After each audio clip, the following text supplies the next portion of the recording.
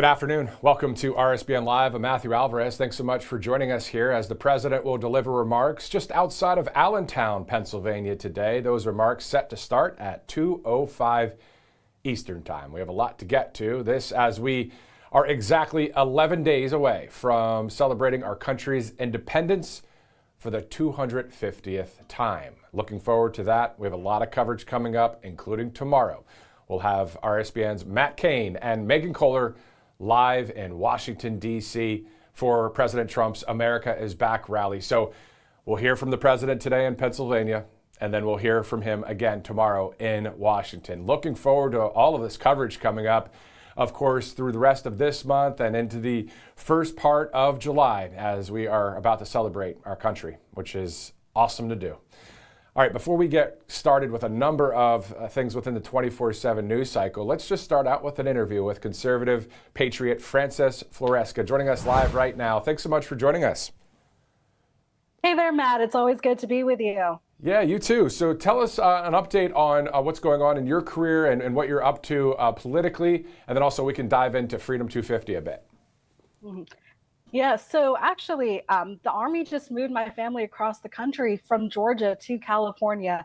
And that was definitely an experience in itself, getting to experience the country. And I'll be honest, in a lot of ways, it felt more patriotic to just drive across the country more than all the time I worked in news and politics.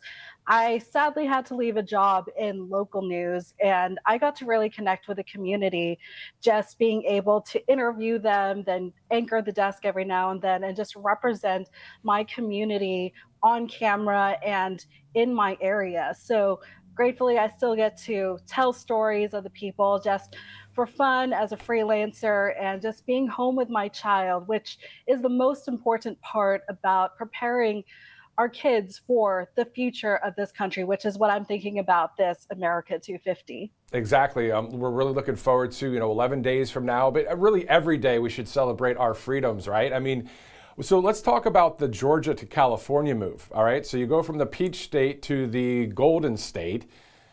Huge difference on political ways when it comes to at least government. There are a ton of great patriots in California. But how's that affecting you in the sense of your just political outlook and just what you now deal with? And I'm not sure what town you moved in. You don't have to tell us in California, but yeah, what's it like?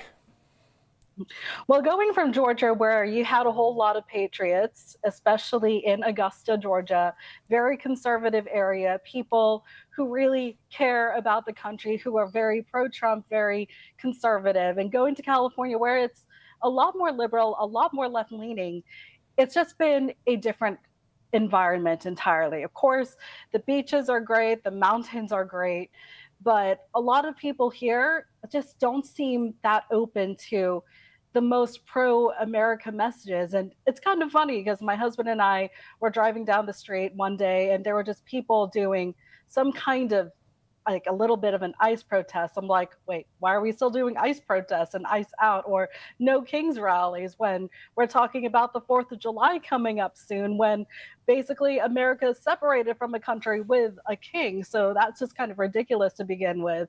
And then just knowing that I'm standing strong on my values. Sometimes it doesn't faze me that like California is more liberal. It's kind of expected. But just seeing what happened with the elections here, I was very much closely following those. The superintendent for education, the top person in that race was actually a Republican, Sonia Shaw. But then we also had other races. We had Steve Hilton for governor going to the primary. Of course, we sadly saw what happened to Spencer Pratt over down in Los Angeles. But I'm glad he's still in the fight because we need good people. It doesn't matter if we're political or not, just to continue fighting for our communities. And Spencer Pratt just seems to be someone who just cares about the community and doesn't worry about politics getting involved. Well, first of all, can you believe you're talking California politics now after living in Georgia? And then it really, being in your home state now of California.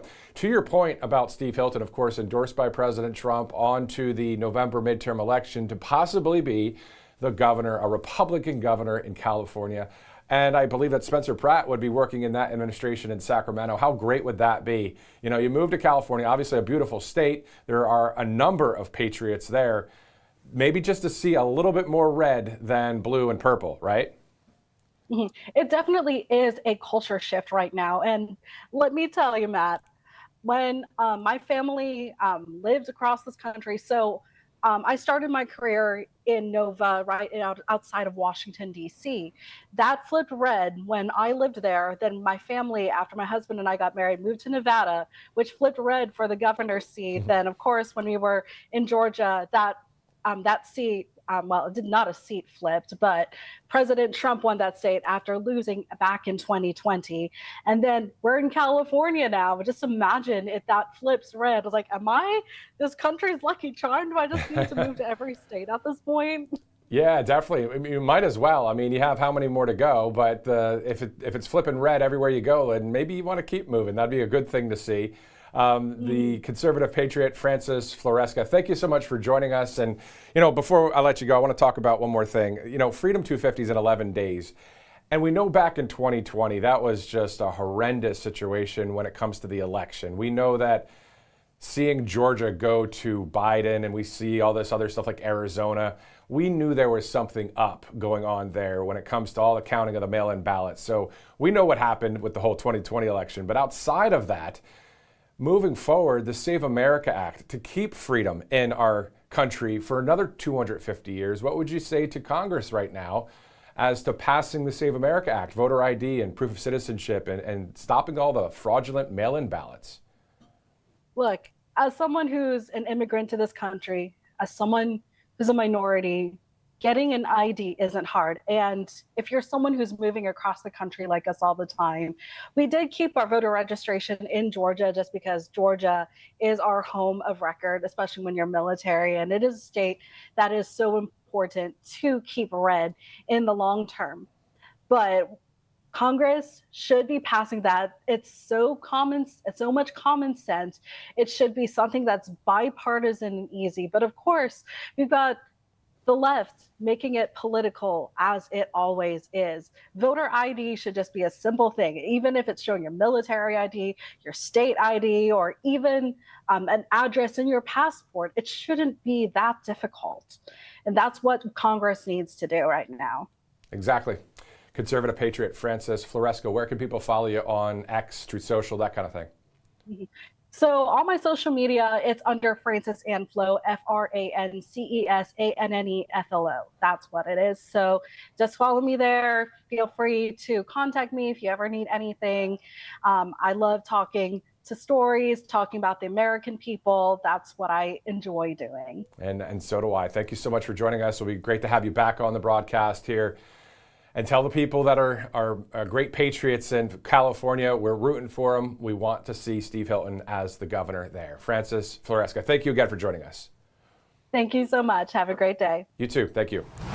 Awesome stuff. I didn't know that she moved to California. I remember she was in Georgia, but then now out there in the Golden State. But hey, you know what? Great to have patriots all across the United States of America. Let's go to a few sponsors in the meantime, as we have some more live interviews leading up to President Trump's speech coming up in just a little bit. Kalshi.com, as you see on there, Kalshi.com/RSBN. So you can go to a number of topics, political trending topics, elections. I did that yesterday here on air. And you'll look at a number of things that you can either bet, trade, or check out the polls on. With this site, more than 1 million users. That number is growing by leaps and bounds. You can get to Kalshi one of three ways. Of course, the QR code that you see on your screen, or Kalshi, the app you can download, or go to Kalshi.com/RSBN. So a lot on there. Check it out. Great sponsor, Kalshi.com/RSBN. Let's go to our next sponsor here on Right Side Broadcasting Network. Coming up right there in a second, you'll see on your screen, is CovePure.com. You may have heard of us. I may have heard us talk about this story a lot, actually. Apparently researchers have been documenting male fish developing female characteristics in rivers all across our country. We're told it comes from birth control pills that wastewater treatment plants just can't fully filter out. And it's in the same water that runs into your home. So if you're a man watching right now, or you have sons, grandsons, or loved ones in your life, this really isn't something that you can ignore, because that's why it's just so important to use CovePure to purify your water. So here's how this actually works. When people take medication, their bodies just doesn't absorb all of it. The rest gets flushed, goes through wastewater treatment plants, and then those plants were never built to catch pharmaceutical compounds. So estrone from birth control pills, antibiotics, antidepressants, they just come right back out of your tap. And your standard pitcher filter from the store really isn't going to cut it here. These compounds are just too small and too persistent. So you really need something that can filter things at a molecular level. And that's exactly what Cove Pure is. Their ClearWave reverse osmosis technology is certified to remove up to 99.9% of contaminants. So things like estrone or fluoride or PFAs, lead, arsenic, really anything that isn't water gets filtered out. Unlike the traditional reverse osmosis systems, Cove Pure couldn't be easier to set up. You just put it on your counter, you fill it up with water and plug it in. The best part is it lets you select whatever temperature water you want. So this filtered water can come out hot water for tea or coffee, cold water for the gym, warm water for baby bottles. Really one tap of the button and you get it instantly. And those fish didn't have a choice about what was in their water, you do. So go to covepure.com/RSBN and right now you can get $250 off. That's covepure.com/RSBN. It's 1:12 Eastern Time. Thanks again for joining us here on Right Side Broadcasting Network. Let's go to our next interview. Let's go from California all the way, well, let's see, I don't know. He might be in California, actually, but he's from New York. Director George Bugatti joins us live right now. George, thank you so much for joining us. Well, thank you for asking me, Matthew. Appreciate it. Definitely. All right, let's talk about it right out of the gate. I was doing some research. I know we've interviewed you before, but I didn't know you were from Brooklyn, New York. My mom's from Brooklyn. That's pretty awesome.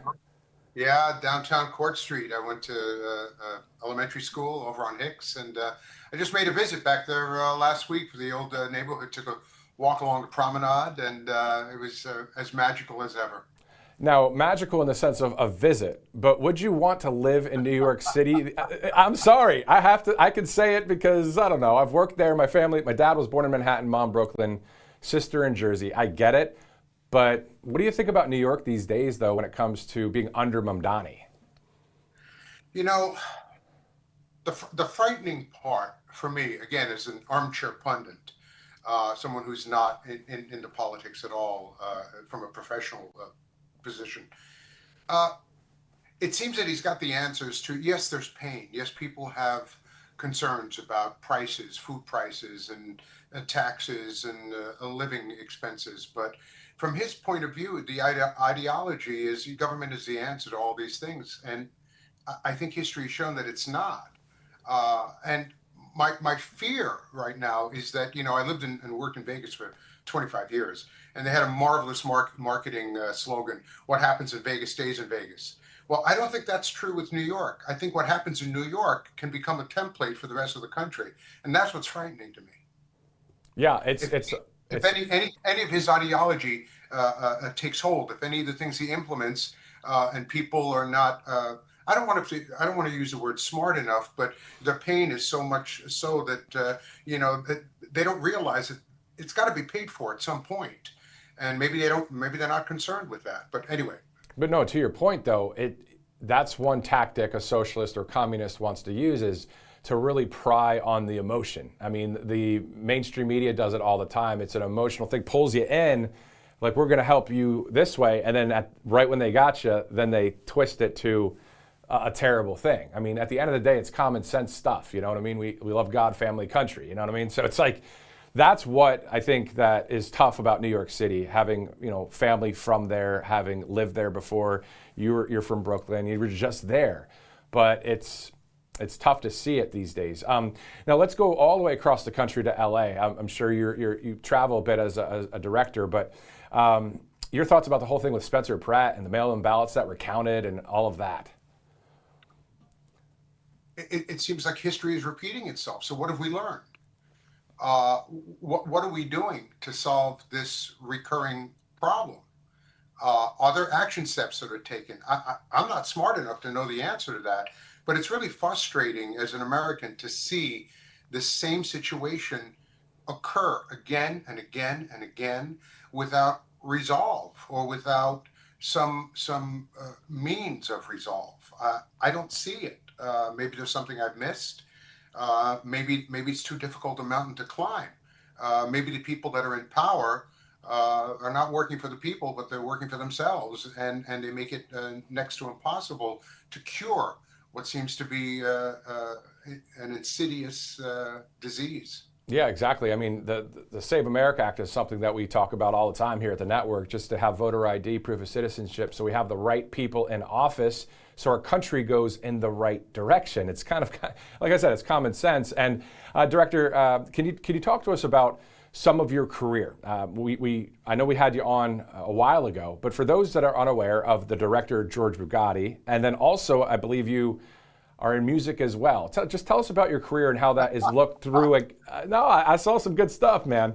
I saw that, Tony Bennett pulled you up on stage one time and all the things. So can you share with us just a little bit of the 30,000-foot view of who George Bugatti is and within that conservative lens that you have? Yeah, you mentioned Tony Bennett, and I want to bring up something about him because he's a template of someone who was a Democrat. But he wasn't an extreme liberal. He was a kind man, and he reached out to people, and people across the aisles loved him because of his artistry. And I don't know, I didn't follow his, our friendship didn't extend to politics. It was just based in music. But thank you for asking about that. Yeah, I started as a classical pianist, went to the High School Performing Arts. Had a little bit of a detour in my life. I had an injury to my right hand, which stopped my classical career. And so I got into singing, moved out to the West Coast. I don't know if those voting problems were then, but I wasn't as in tune about that at that point in my life, which was 30 years ago, I guess, which is amazing because I'm only 35. Thank you for the giggle. Yes, you got it. So I've been a singer and a pianist and had the opportunity to work with some marvelous people. And then from there, went to Las Vegas and worked for Steve Wynn at Open Bellagio and was there for, as I said, 25 years before the film. And then can you talk about the film as well? Wasn't there one about Watergate as well that you were involved in? Yes, and that's still out now. It's streaming. It's called Watergate Secrets and Betrayals. It's really about prosecutorial and judicial misconduct. It's about government misconduct, which really is, can be applied across the board. Shenanigans, things that are happening today that Watergate, we argue, was the template for lawfare. But government misconduct doesn't begin and end with just the Department of Justice and the presidency and the White House. It extends to all forms of government, wherever, there are stories right now, cases of money mismanagement in Minnesota and other places. So that's what my movie really is about. It's about, when you take a look at it, it really is about oversight. And then finally, as we are 11 days until July 4th, of course, our nation's 250th, what are your thoughts just about, that? I think it's an exciting time for me as a patriot, as an American who loves this country. I think I see interviews on television and I hear them on radio of young people who they ask them what they think about this country, and they talk about the flaws. They talk about the injustice. They talk about perceived racism. They talk about the financial equality. And so if you're raising people who are just looking at the flaws and not the miracles, in my opinion, we're not going to have reformers. We're not going to have people who look at the problems. Yes, there are problems, and try to figure out how we're going to work it within the larger context of this big miracle. And the big miracle is, 250 years ago, we said to the greatest empire on the planet, no kings. And yet you have other people who are not really into what's did I lose? No, there I am. I thought I lost my connection. Who are not really again, I don't want to use the word smart enough, but in tune enough, or maybe blinded by an ideology, who realize that, we covered that 250 years ago. Let's look at the miracles. Exactly. That's beautifully said right there. This is director George Bugatti, of course, from Brooklyn, New York. We're talking about Brooklyn off the top there, but it's great to have you on the network again, and we really are looking forward to the 250th birthday coming up here. Again, George Bugatti, thank you again for joining us. Thank you, Matthew. Thank you. Awesome stuff there with the director, George Bugatti, live here on Right Side Broadcasting Network. And you know what? Speaking of movies, there's a movie called Pardon Me, of course, that has been released, and Silk is part of that. She was in that movie. My wife and I actually got to see the movie in a screening outside of Atlanta, Georgia. Well, Silk will have an update for us coming up at 1:30 Eastern, so about 9 minutes from now. But let's go to a few sponsors until we get there. Let's go to the first one there. As you see, mypillow.com/RSBN. Of course, you could save up to 80%. So 80%. First of all, that's a huge percentage off. Great products too, so it's a win-win all the way around. Actually, it's a trifecta of wins because MyPillow with the great Mike Lindell, who's running for governor, plus great products, plus the huge percentage off. That's a lot of winning. So mypillow.com/RSBN. Check them out. Go to the website, order some great products, and you'll be satisfied, of course, with that. mypillow.com/RSBN. Also, if you'd like to donate to Right Side, as you see the president there, and all the rallies we were at over the years, and that one was in Middletown, Ohio for J.D. Vance. So I just recall seeing some of these videos. Of course, there's Trump Force One. Everything that you're seeing on this screen right now, actually, we're going to be seeing in the next, I don't know, 24 hours. Because President Trump has that America is Back rally in D.C., so we'll see that. Of course, we'll see him today in Pennsylvania in about 40 minutes. And then, speaking of Trump Force One, we saw the unveiling of the new Air Force One recently, and we actually have a video which we'll play maybe right after this. Let's play it right after this. Of the new Air Force One. I don't know if it was doing just a number of test flights, as I believe the first time President Trump will be aboard that plane in the air will be on July 4th for one of the most awesome flyovers, I would think, in the history of our country. When it comes to Air Force One, the new Air Force One, the military other flights accompanying that plane. So before we get to the great Silk, of course, of Diamond and Silk, we'll talk about Pardon Me in a minute. But let's go to that clip of Air Force One just recently. I believe that's clip 3. As this new plane was seen making a landing recently.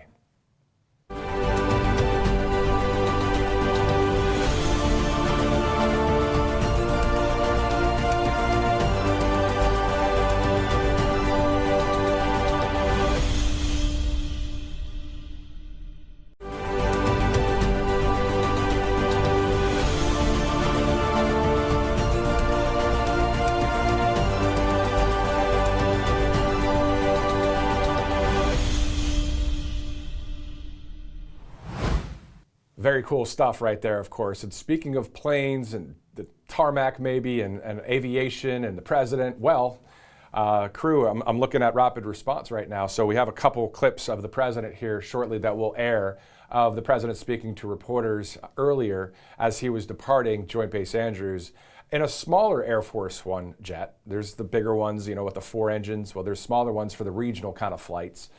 From Maryland to Pennsylvania, that flight probably took 20 minutes, literally, to get to Allentown Airport there. I believe that's where they went. So we'll get to that in just a second. But let's bring on Silk with an update about her movie, Pardon Me, which was absolutely great. Silk, thanks again for joining us here on Right Side. Wow, thank you so much for having me on to talk about God's blessing.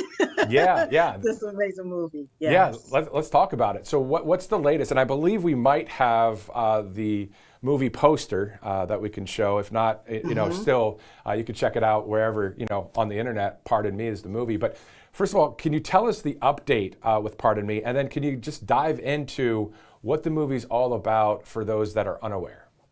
Certainly. As of right now, everyone across the entire world can go and see this movie for free at Tubi. It is international, and they're going to have it on other streaming platforms as well. I actually completed my deal with Homestead Entertainment for this movie, and they are the distributors of this particular movie. So if you remember when we first did this movie last year, no theaters wanted it in their theaters. This movie had to actually just go to independent streaming. But God blessed us where now it is being distributed across the entire world. The movie is a true story from based off of Bevelyn B. Williams, if you all remember her. She's the young lady who was sentenced to 41 months in prison for, they said that she violated the FACE Act. She's the individuals who basically fight for life. She wants babies to live, not be killed. And so we did this movie based on her true story, Pardon Me, the Bevelyn B. Williams story. And I just want everybody to go and see this movie so that you can understand what happened, how it happened, understand why it happened versus just going off of the narratives that's out there, from the media. They want to keep everything so negative. But now you get to see exactly what really happened with Miss Bevelyn, how she was separated from her young daughter, from her husband, the way they did it with the jury, who was all on the jury. I mean, how she was railroaded and so forth.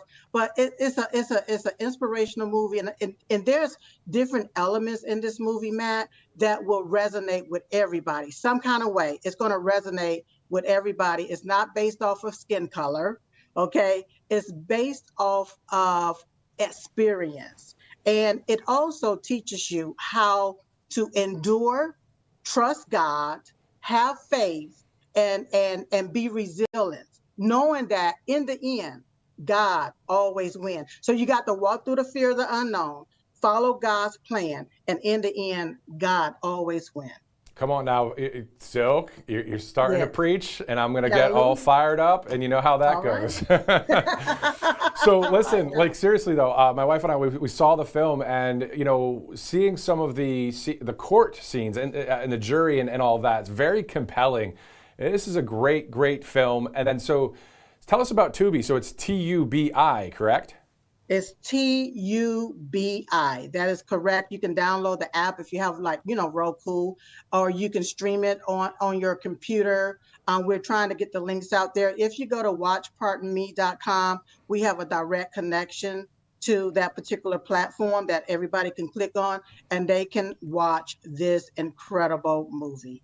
Yes. What is it like to be part of, think about it, you and your late great sister, Diamond, when you guys were on stage with President Trump years ago, right? And, you're at these different conferences and people are wanting to take photos with you, and then you're speaking out there with the show that you have now. And then on top of that, you're involved in a movie that's all advancing truth over lies. This must be a good time to be Silk. Come on now. This is an amazing time to be Silk.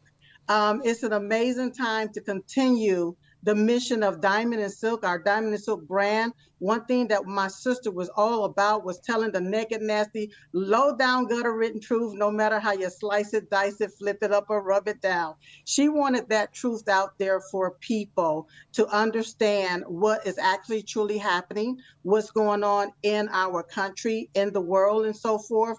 And so to continue on that mission now through film, and hopefully other projects that's coming down the pipeline, it is truly amazing.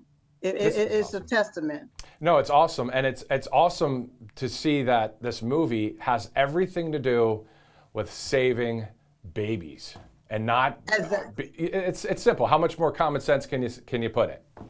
Saving babies, saving lives. I'm telling you. And see, that's something that especially the Democrats, they do not want people to understand that, especially with Margaret Sanger, how her original mission was to exterminate all of, the Black babies, okay? Of course, they used the N-word and so forth, but the Black babies, okay? They wanted the community decimated, and they continue to utilize this and utilize it by using American tax dollars to do it. And it's basically straight up murder if you really truly look at it, via their legal position called abortion, but to be able to be a part of this particular mission of saving lives is incredible. I know that, when we see what's coming down a pipeline, one with Dr. Fauci, and how, the evils that be intent basically is to kill human life and to take human life, it's great to be on the other side of wanting to save lives from the womb to the tomb, from birth. You know what I'm saying? Yeah. It's great to be on the opposite side of murder. Exactly. The right side of history. You know, it's on the good side versus good and evil. On the truth side when it's truth and lies. On the Jesus side versus Jesus and Satan. Come on now. David's side versus Goliath. Like, we are on the winning side. And at the end of the day, we hope, pray, and legally, lawfully, spiritually fight for freedom that more people would join the right side of history. It's pretty simple stuff, isn't it, Silk? It's just clear as day. It is clear as day on a nice sunny day without all of this rain and clouds. But still, it is as clear as day. You know, everybody, have their right to life. And no one man, like Dr. Fauci and whoever else is involved, Biden, the rest, whoever is involved with the government and so forth, that had a hand in releasing this engineered bioweapon on Americans or human beings to actually take life and destroy people's lives. So yeah, it's just truly clear as day. Choose life, you all. Life, I could have died when my sister died. We were a team, okay? All right? But instead I chose to live and to continue to honor her. I could have died when my mother passed away. All of this during the Biden era and this COVID stuff, okay? But what I did is I chose to live so that I can honor life, honor their life, all right? Not death, but honor their life, celebrate life. And that's what we need to continue to do here in America. Also, we need to open our mouths and talk about what happened to our loved ones during that era when all of the murdering was going on, the depopulation was going on. Don't be afraid to open up your mouth and tell the story, because there's a lot of people that is really truly suffering right now, Matt. They feel like they are alone and by themselves. I want the world to know you're not by yourself. There's people out there that's suffering right along with you. And not until we begin to talk about it and fight through this censorship that they're trying to put us all under, because they don't want us to talk about what truly happened. We are one race, and that is the human race. So it's time for us to unite as the United States, not the divided states, okay? And speak life. Speak life. I mean, because Tulsi Gabbard the other day on her way out, as she was resigning, of course, as the director of DNI, spoke clearly about Dr. Anthony Fauci outside of just the whole COVID atrocity. Then you look at, to your point about pardon me, and the abortion problem, the epidemic, the atrocity there. And then you look at the religious persecution in places like Nigeria, where Christians are being slaughtered. Then you look at the terrible, so we could go in this vein of how awful things are, and there are plenty of awful things. But to your point, Silk, in the end, we know the end of the book, Silk. We know the end of the book, don't we? And we know that we win. We win. Yes. God always wins in the end. And I can see the rainbow. I can see the rainbow. Now, listen, I know that we got a group of demonic individuals that have hijacked the rainbow, but this is God's rainbow that I'm talking about, baby. And I can see it at the end of the storm. I've never seen a storm that did not end, and this storm will end. It will end. And at the end, we will have life. God wins in the end. And when we talk about the Christians being prosecuted and so forth, we can just look right here in America at how we're being overran by all of these other different ideologies that cease to destroy Christianity. Okay, if we can see it, it's right here. But we got to continue to come together as Christians. Remember, we was founded on Judeo-Christian values here in America, and that's what have to remain strong over any and all ideology that's out there. And then to finish up the interview, so let's talk about that a little bit more. We want the constitutional law, not a Sharia law. That's not really specifically against a religion, even though Islam is the one that has part of that Sharia law. Not every Muslim practices Sharia law. We don't want that law here because we already have one, right? And Exactly. to shift to 11 days from now, we'll be celebrating our 250th birthday as a country. How pumped are you for tomorrow, President Trump's big event in D.C.? I mean, this is going to be pretty awesome over the next few weeks, isn't it? It's going to be pretty awesome.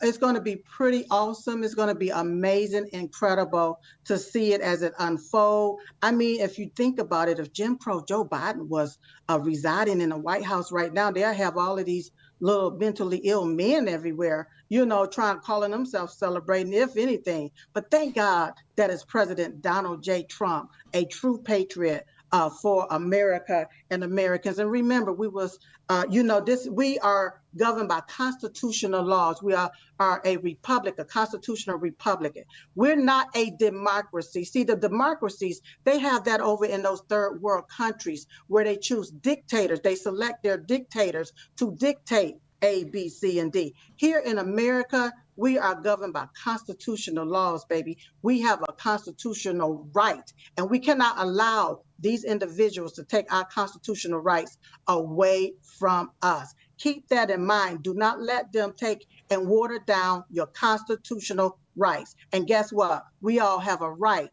to life, freedom, and the pursuit of happiness. And you cannot pursue life, freedom, or happiness dead. So, hey, choose life. Silk with the massive mic drop once again. Silk, you are a rock star. Your friendship is valuable. Thank you so much for being with us here on Right Side Broadcasting Network. You know what? Let's just go to a commercial break. We'll be right back. Silk, we love you. Love you more. Welcome to Right Side Broadcasting Network, your trusted conservative news outlet.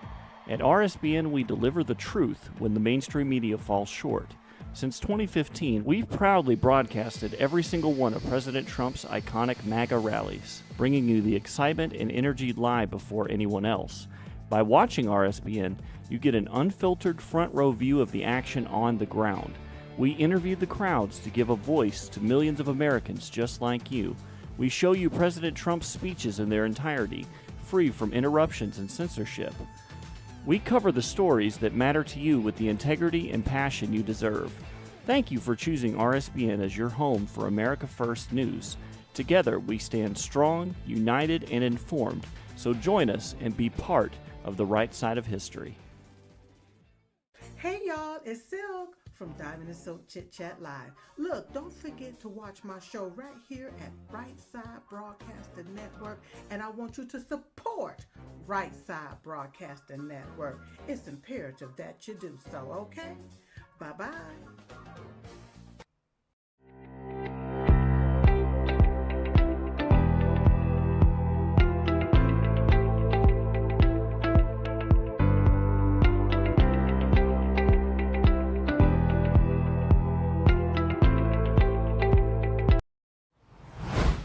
Welcome back to Right Side Broadcasting Network. It is 1:39. We'll be seeing the president there outside of Allentown, Pennsylvania shortly. And just want to point out, this is a Freedom 250 American flag here when it comes to the 13 colonies and the 250 in the middle. Awesome stuff. You can get it on Amazon or you can go to the Freedom 250 store as well. Really looking forward to a lot of the coverage that we have coming up here on Right Side. And without our great sponsors and the donations that we get, we wouldn't be able to do any of this stuff. But thank you so much to All Family Pharmacy, but also not really just thank you. They actually have some amazing products. We wouldn't partner with people that don't. So you probably know All Family Pharmacy for things like ivermectin, maintenance medications, mebendazole, and all of the everyday prescriptions people need. But something a lot of people don't know is they also carry a lineup of biohacking and wellness therapies. We're talking about things like GLP-1, NAD+, methylene blue, peptides, and other options that more and more people are looking into as part of their health and wellness routines. And it's interesting because a lot of Americans are becoming more proactive about their health. They're not just waiting until something goes wrong. They're looking for ways to support energy, recovery, healthy aging, and overall wellness before issues arise. And that's one of the things we like about All Family Pharmacy. They offer both. Whether you need a common prescription medication or you're interested in exploring some of these newer wellness therapies, you can find it all in one place. The process is simple. You fill out a short online medical form. A licensed doctor then reviews your request, and if approved, your medications are shipped directly to your door. Now, if you've been curious about GLP-1 or NAD+, methylene blue, or any of the other wellness therapies people have been talking about, you can take a look at what they offer by visiting allfamilypharmacy.com/biohacking. So allfamilypharmacy.com/BIOHACKING, and use that RSBN 10 promo code. You'll save 10% off your next order. All right, let's go to Birch Gold Group here on right side. You can buy some gold if you like and put some silver in your pocket. But, there's some situations there that might arise. It's expensive. Gold is not cheap these days. But how are you going to buy gold? Well, check this out. One thing you can control right now that doesn't cost you anything out of pocket is diversifying your retirement savings. So Birch Gold will help you convert an old 401k from a previous employer or an IRA into a physical IRA in gold, something that's a hedge against inflation. And check this out. Right now, Birch Gold is going to give you that special America 250 1-ounce silver round that you see there on your screen for every $10,000 you purchase by July 10th. 10 years ago, an ounce of gold was about $1,200. Today, it's around $4,500. And the question is, where will it be 10 years from now? Just text Trump to that number you see on your screen there, 989898, to take advantage of free America 250 silver with qualifying purchase before July 10th. Again, text Trump to that number, 989898. All right, it's 1:42. Thanks again for joining us here on Right Side. Let's do this. Let's go to President Trump as he spoke with a number of reporters while it was raining there in Maryland, of course, prior to departing for Pennsylvania. So let's go to some of that right now. They've arrested, I think, 6 people on the reflecting pool. So the reflecting pool looks fantastic. I just got pictures of it. It's beautiful. But somebody went in with a knife and cut it. They cut it up good. And then they cut a 350-foot slip in the form of lots of little slips, real horrible stuff, and they destroyed the grass. We put a brand new big load of grass out there, and they destroyed it. So it's all being fixed, but it's a shame. So I understand 5 or 6 people are arrested. The Interior Department can refer to you on that. And I hear they have 6 people under investigation. You want to see trouble? Let them have a nuclear weapon.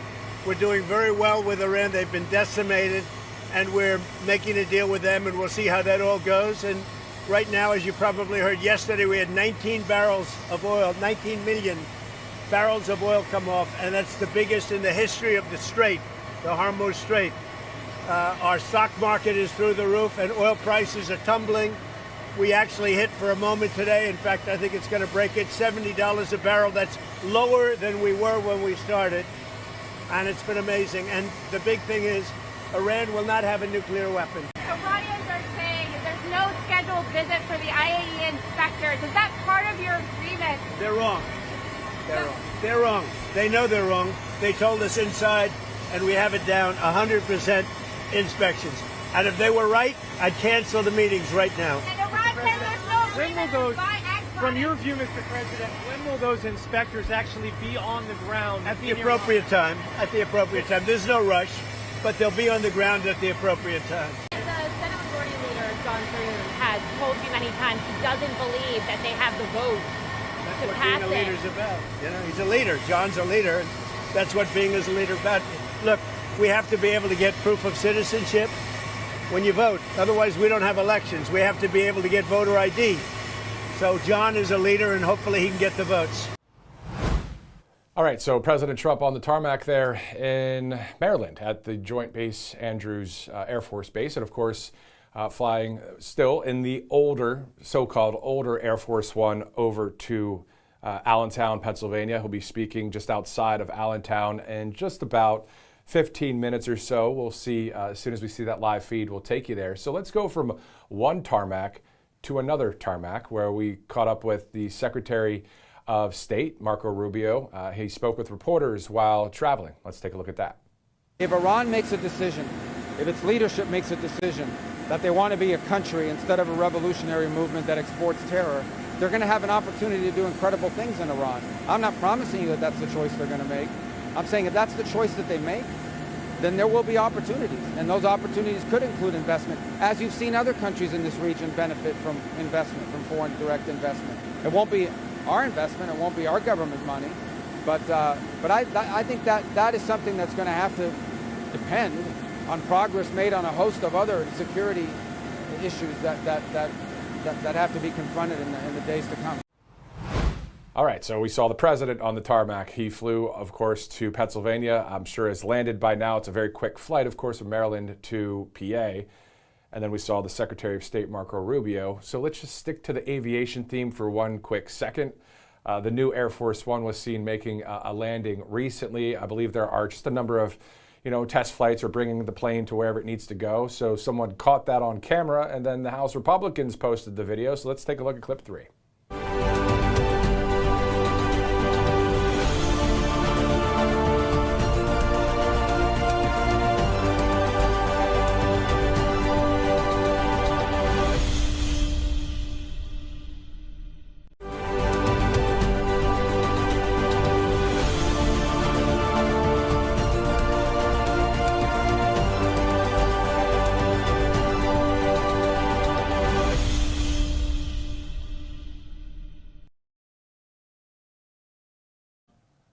All right, good stuff. You saw that 250 there, right? Well, coming up in just a little bit, we're going to go to the Commonwealth of Pennsylvania, the Keystone State.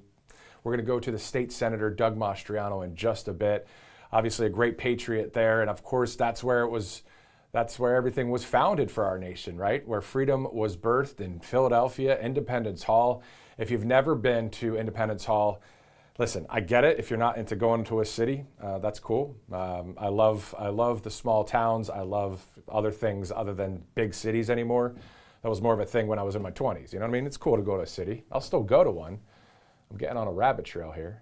But anyway, get to Independence Hall because you have to walk into that same room that our founding fathers were in. You literally can do that. That's pretty awesome. Did that with my wife as well. It's pretty cool. All right, anyway, let's go to clip number 1. As the state, the state senator, Doug Mastriano, actually posted a video all about our founding. So let's just take a look at that. As America celebrates 250 years of independence, the story of our nation leads back right to Pennsylvania. Because before there was an America, there was an idea. That idea was that our rights come not from man, a king or a government, but from God. An idea that liberty is a gift from our Creator.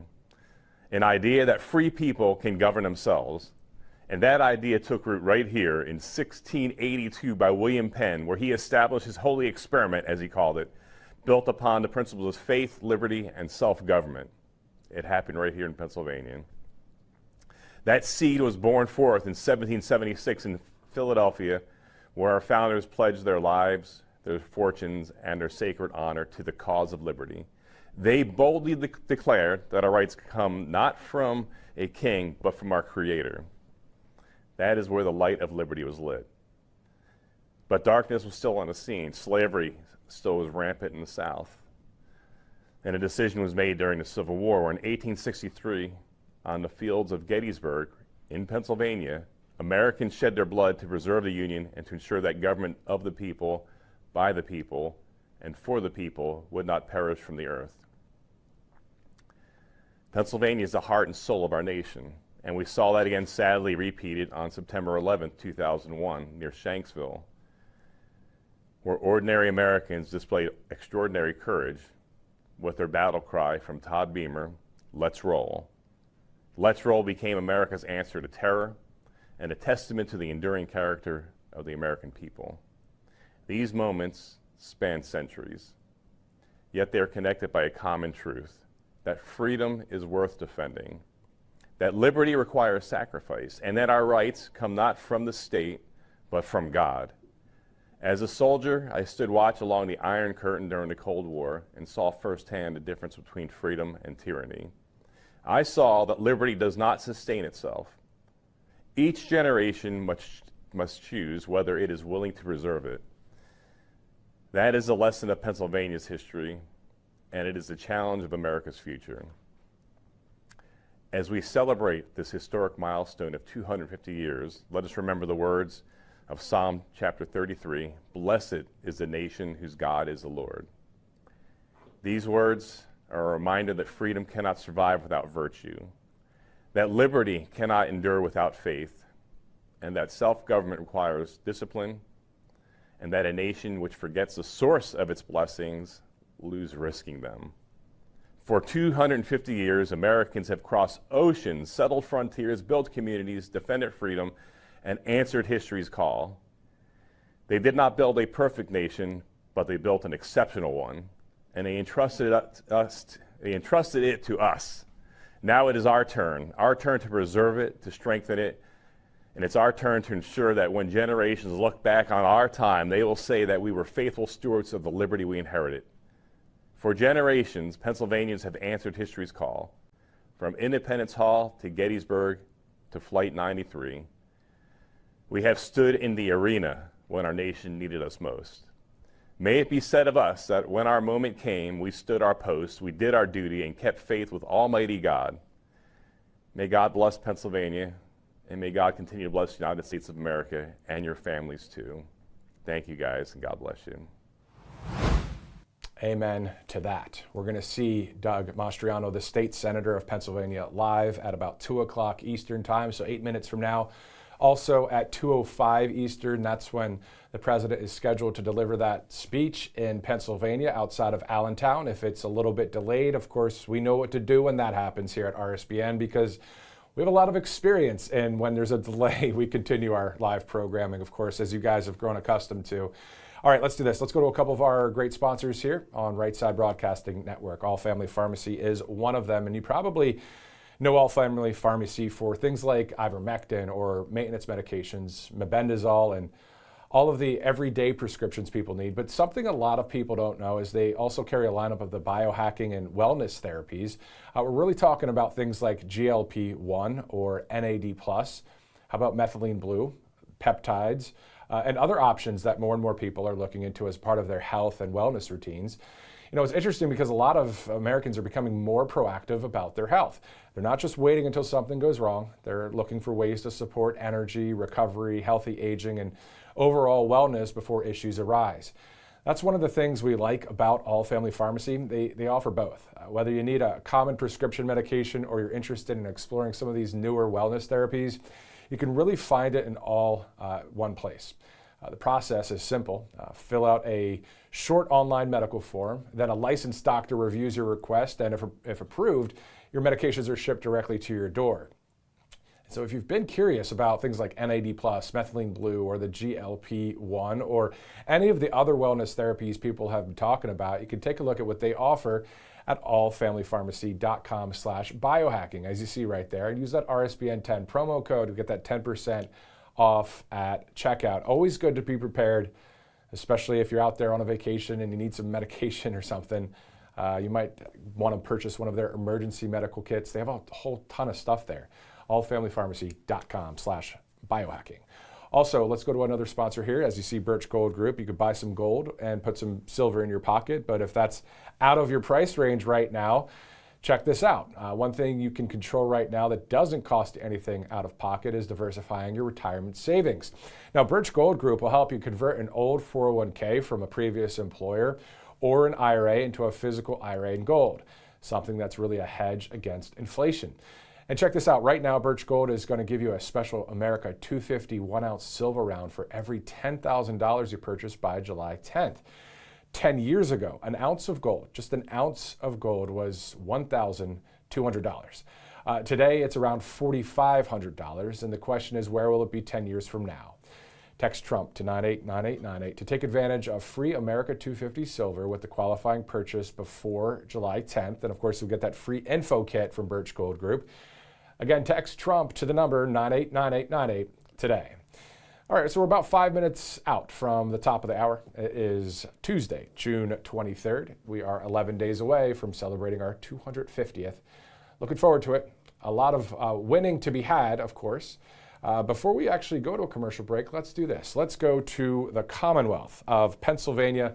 Joining us now is Pennsylvania State Senator Doug Mastriano. Sir, thank you again for joining us. Thank you for your patriotism. That video you made was awesome. We just watched it here on the network. Can you talk to us about why do a video like that? Thank you for having me back on, Matthew. It's great to see you, man.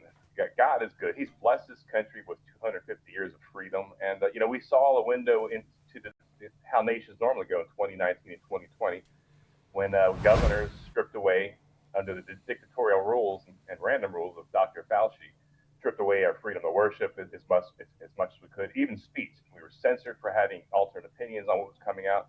And I think the video is important to me because we need to remember that these rights were, of course, fought for and secured. Now it's up to each generation to maintain those. And it's what a great way to celebrate, though, and remember how remarkable and unique this country is. You know, we see upwards of 12,000 arrests every year in the United Kingdom, I'm told now, every year for violations of posting something mean online. That's the way it normally is. In America, we're not like that. Let's celebrate freedom and make our country even greater in the future. Exactly.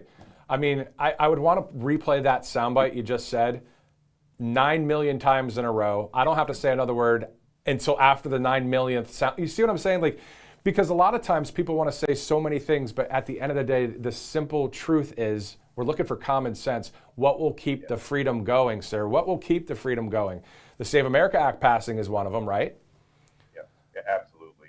You know, the idea that the Democrats generally are opposed, those elected office, opposed to voter ID to ensure safe elections. You know, Matthew, how embarrassing is it when I could say with some degree of confidence that the elections I saw underneath international and ISAF supervision in Afghanistan were more secure than what happens in some of these states around the nation here.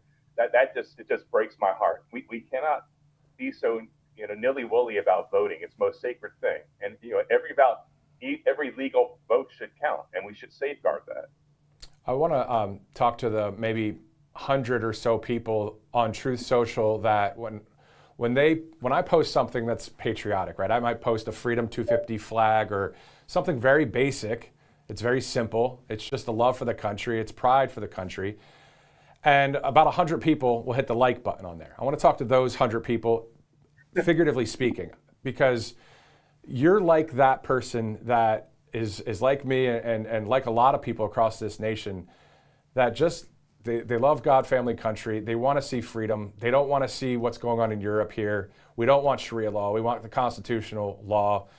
We want our freedom of religion and freedom of the press and all the things. And to be concerned that we could flirt with or possibly go to anything like Northern Ireland right now, or maybe even the UK, or even China, or even California under Gavin Newsom, if he ever would become president. It's concerning. So how do you kind of overcome that massive concern? I mean, is it just prayerfully, lawfully, spiritually, just fight for your freedom? I mean, is that what you're doing? You know, being a voice. You know, in Christian circles, a lot of time people not nonchalantly just say, you're speaking about difficult times in politics or the world scene, and like, oh, it's God's will. No, it's not. And I think that's an American Christian cop-out to me. You know, I'm not going to do anything about it. I'm going to, leave it, throw it at God and say that whatever happens, happens. He expects modern-day Esthers, or Jonahs to rise up and to be a voice and to be in something. Being in politics was not my first choice. And I wanted to be a soldier, and I did it until the Army said, you're too old, time to retire, Colonel. And I had a sweet job post-Army working for the federal government, as so many retired officers do. And I was challenged by a young man. I was retiring. I was still in uniform. He had me on to talk about Russia and foreign affairs, which, I had some degree of expertise in. But off air, it's kind of, Levi, I'm reflecting on my 30 years of service, and it just seems like so much was wasted because the country seems like it's falling apart. And this young man looked over at me and said, well, Colonel, do something about it. And we tried. That hit me in the heart. I went home and talked to my wife, like, we can't ride off into the sunset with that sweet job. And, God led us to running for Senate in the end, and here we are. That's what I really like about what you just said there is very key that I would love to highlight here with you. And to those that are watching live and on replay, that's what I love about interviews. Sometimes you just kind of get lost in just the conversation, and that's, I love doing that. But anyway, so you were saying how a lot of times people say, well, God, if it's God's will, we're just going to let it go and let it just happen. But I've heard pray like it all depends on God, but work like it all depends on you. If we didn't go out and vote in 2024, if we just said, oh, God's going to take care of it, and this is nothing against God. Trust me, I have my connection to God. I believe a lot of you do too out there. So I'm cool with saying this. But he wants us to do our part. If we didn't go and vote, sir, we would not have Donald Trump in office. It would be Kamala Harris. And we'd be like, well, God, didn't you? And he's probably like, well, didn't you? Right? I agree with that. What a great analogy. I agree 100%. And the idea that we're going to use, God's will as an excuse for inaction here, that's just wrong. That what is His will? His will is that none should perish, but all should come to salvation. That's His perfect will. His will is not for the United States to decay and rot, or England, or Great Britain, or Ireland, or any pick a country. His will is that people would walk as free men and women. John 8:36, Jesus set you free, you're free, and you walk freely. William Penn, the founder of our Commonwealth, but also I could argue the founder of our nation, because he set forth the ideas of the government. He went to jail 6 times for sharing his faith in Jesus Christ in Great Britain. And one time, King Charles II, who was a friend of his father's, William Penn's father was a famous admiral during the Anglo-Dutch War, saved London. Big deal. And King Charles II got word to William Penn on his 5th or 6th imprisonment. Hey, if you just tone down to talk about Jesus and put away your Bible, we'll let you out of jail early. And he said, I would rather die in prison than compromise on my faith. So when he was given the Commonwealth grant under King Charles II as a way to repay a debt to the family, the ideas of freedom of speech, freedom of religion, freedom of press, those are all ideas that William Penn wished existed in England when he was in prison. And he brought his experience of being in prison for believing the wrong things, not obeying the king's perfect commands, and walking as a free man. He wanted to establish a Commonwealth in which Pennsylvania became the place where our nation was born. And those ideas in our Bill of Rights arguably are largely from him. Some are clearly from the Revolution, but many are from him. Thank God for William Penn. Thank God for our founding fathers. Thank God for these people that did the right thing. And look, we all have received the benefit of these right choices. And you look around at the world, and I don't know why. Thank God we were born here, but I'm glad we were, of course. But I don't want to take that for granted. I know you don't either. And then finally, sir, let's just, before we actually talk about Freedom 250 in 11 days, I just want to touch on one more thing. I remember hearing from a pastor back in the day. He said something about, on your tombstone, it's the year you're born, it's the year you die. And he goes, well, what's in the middle? And we'd sit there quietly, and he'd say a dash. And that's kind of how quick it can be sometimes. If we're born, it's a dash, and then it's over. Now, Jesus may return in 10 years, and we'll be still around, and who knows? But the point is, what would be your word of advice and encouragement as someone that is former military? You have your state Senate seat there. You have a lot of people that follow you on X and other places out there because they like you. They like Doug Mastriano. What would you say to the people that are, dealing with something very difficult right now? How do they overcome that? A lot of people go through dark times, and even as we have this great celebration coming up here shortly on America's 250, but push through it. Seek God's wisdom, seek His grace. There's nothing that you've done that He can't forgive if you turn your life over to Him. So my hope is in Jesus Christ, and that's for the hope of all of Americans, and all of America really rests. As we've heard so much from the leadership of our country, from President Trump to Marco Rubio to Pete Hegseth, both these speaking truth to power, which is amazing to me. But persevere. If we don't take a permanent solution to temporary problems. Some people in our society despair and think about self-harm. This is a temporary problem you're in. And think about the people who are going to, suffer with your loss. God has a unique, specific plan for each of us here. He raised up Matthew Alvarez to be a voice, on the airways for millions of people here. And perhaps out there you persevere through the dark times. He's got a perfect plan for you. So ask Him where you need to be. And if maybe it is a run for office, I don't know. And if it is, you got to follow His lead. And He does have a perfect plan. Ephesians 3:20 says His plans are greater than you can imagine or think. And that is a promise for every man and woman that's listening to this right now. Exactly. And we love the great commandment, love the Lord God with all your heart, soul, strength, and mind, and your neighbor as yourself. It's just, those aren't just words. If you can put that into action, and I need to do a better job at that. I'm not going to come at you and be like, hey, I'm perfect. Who says that, right? Except for lunatics out there. But I guess the point is Freedom 250. 11 days from now. And thank you for the encouraging words there. I hope it encourages somebody. And it's what I like about conservative media. We don't have to do what the mainstream media does, play TV, don't talk about Jesus, don't talk about freedom, and you know what I mean? I love that there's this new thing called conservative media. But anyway, final word, sir, Freedom 250. We've got the president tomorrow in D.C. at a America's Back rally. July 4th is going to be awesome. He's going to have the new Air Force One flying with the jets and all. What do you think about that? It's a pretty cool way to celebrate our nation's founding. President Trump definitely knows how to celebrate America here. He's made making America great again very proud and patriotic moment. To have him as our president on the 250th is very, very befitting of a nation. It is. All right, State Senator Doug Mastriano out of Pennsylvania. Thanks again for the interview there. Great to speak with you. And you know what? Let's play that video once again, Director, the one from the State Senator. Let's play that right now. Thank you, sir, again for joining us. Thank you, Matt. As America celebrates 250 years of independence, the story of our nation leads back right to Pennsylvania. Because before there was an America, there was an idea. That idea was that our rights come not from man, a king or a government, but from God. An idea that liberty is a gift from our Creator. An idea that free people can govern themselves. And that idea took root right here in 1682 by William Penn, where he established his holy experiment, as he called it, built upon the principles of faith, liberty, and self-government. It happened right here in Pennsylvania. That seed was born forth in 1776 in Philadelphia, where our founders pledged their lives, their fortunes, and their sacred honor to the cause of liberty. They boldly declared that our rights come not from a king, but from our Creator. That is where the light of liberty was lit. But darkness was still on the scene. Slavery still was rampant in the South. And a decision was made during the Civil War, where in 1863, on the fields of Gettysburg in Pennsylvania, Americans shed their blood to preserve the Union and to ensure that government of the people, by the people, and for the people would not perish from the earth. Pennsylvania is the heart and soul of our nation, and we saw that again sadly repeated on September 11, 2001, near Shanksville, where ordinary Americans displayed extraordinary courage with their battle cry from Todd Beamer, "Let's roll." Let's roll became America's answer to terror and a testament to the enduring character of the American people.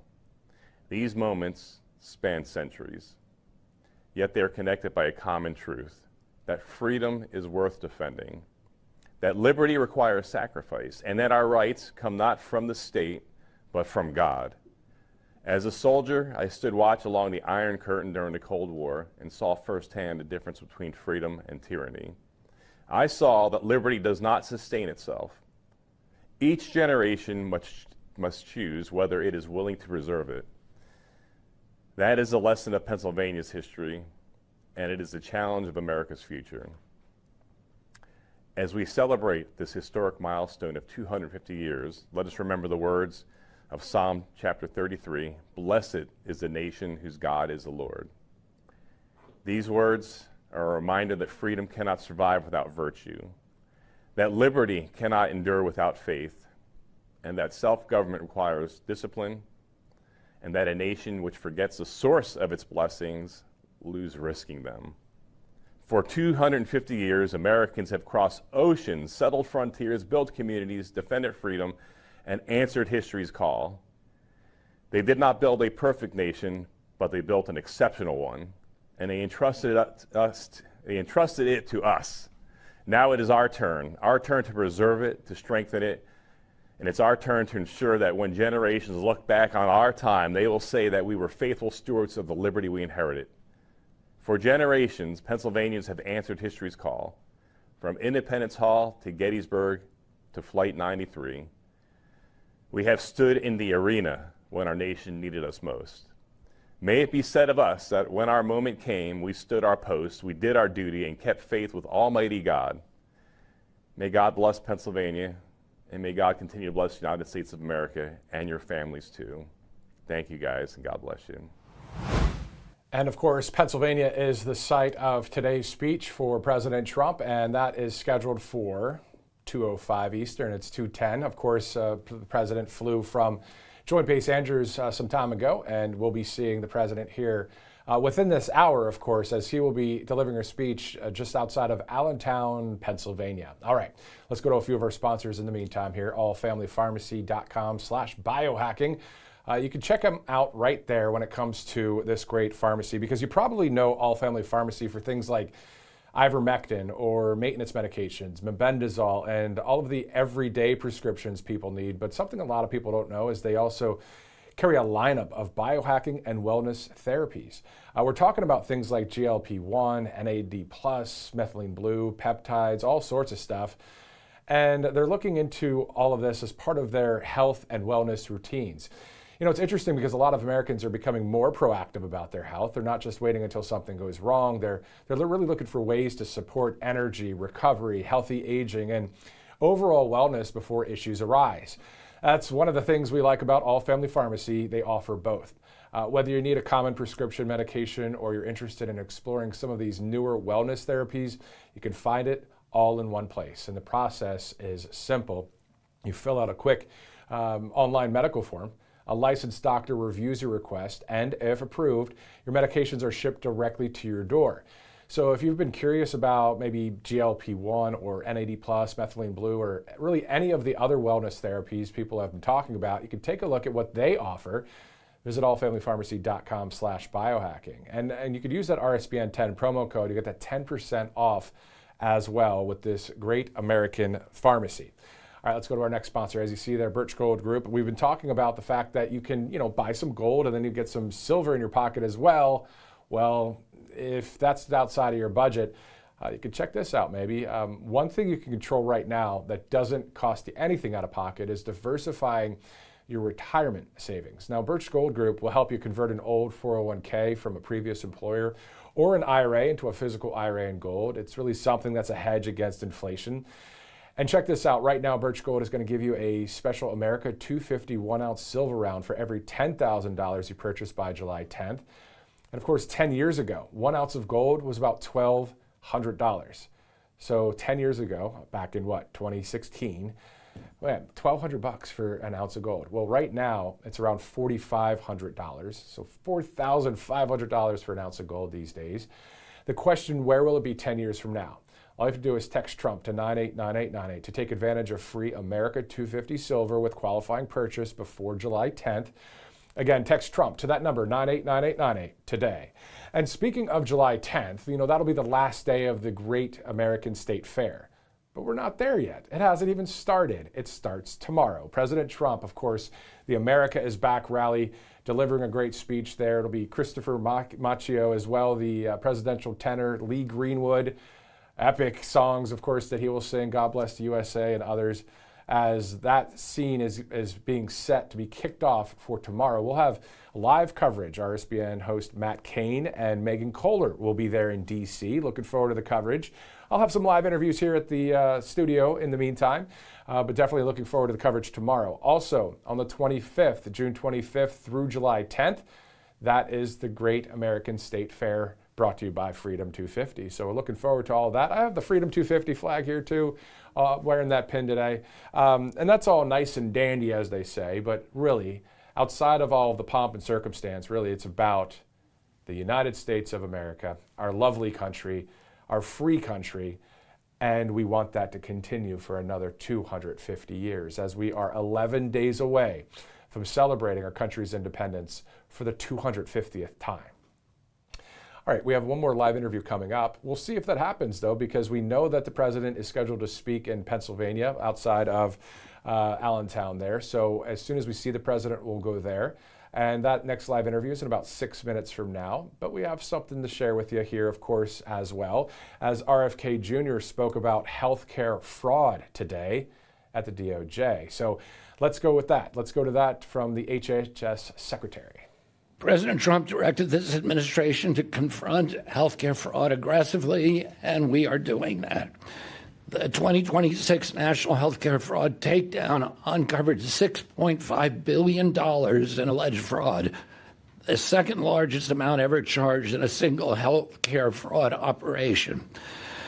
The Department of Justice charged a record number of Medicaid fraud defendants. More than 440 defendants now face charges. This effort brought together federal agencies, state partners, and U.S. territories across the United States. 18 of the participating states, as Attorney General Blanche pointed out, were blue states with Democratic governors. Fraud does not recognize party lines, and neither does accountability. Today's cases include the largest Medicaid fraud enforcement action in the Department of history, 165 defendants charged with allegedly submitting more than $200 million in false claims to Medicaid. These schemes did not target government programs, they targeted the American taxpayer. They stole money from workers who pay taxes, from families who depend on Medicare and Medicaid, and from patients who trusted their healthcare professionals to be serving their health interests when it turns out they were just chasing money from our agencies. The allegations in these cases are particularly disturbing. Some defendants allegedly ordered medically unnecessary tests. Others prescribed products that patients did not need. Some allegedly fueled opioid addiction to increase their own revenue. In certain cases, patients allegedly died while believing they were receiving legitimate medical care from providers who only viewed them as billing opportunities. These defendants did not simply break the law, they violated the trust that patients place in medical professionals. One of today's indictments charged a hospice owner in Los Angeles area and two marketers in a $27.7 million Medicare fraud scheme. According to the indictment, the owner paid illegal kickbacks to obtain personal information of deceased Medicare beneficiaries. One of the ways that Colin and Dr. Oz have been chasing down hospice fraud, we've closed now 800 hospices in L.A. And one of the ways that we've been able to detect that fraud is that in many of them, the patients never die. They live forever. That's not supposed to happen in hospices. And this particular owner was actually going out and purchasing names from coroners of dead patients and then billing us for those, to make it appear that some of his patients were actually finally dying. And while taxpayers funded these false claims, the owner purchased a Rolls-Royce Phantom.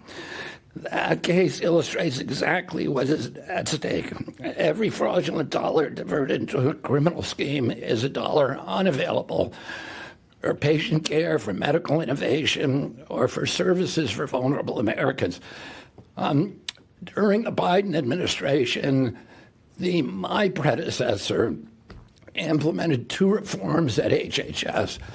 One of those was the so-called pay and chase system. We know when invoices come into my agency, we can tell that some of them are fraudulent or probably fraudulent. And the new system said we're not going to stop those payments.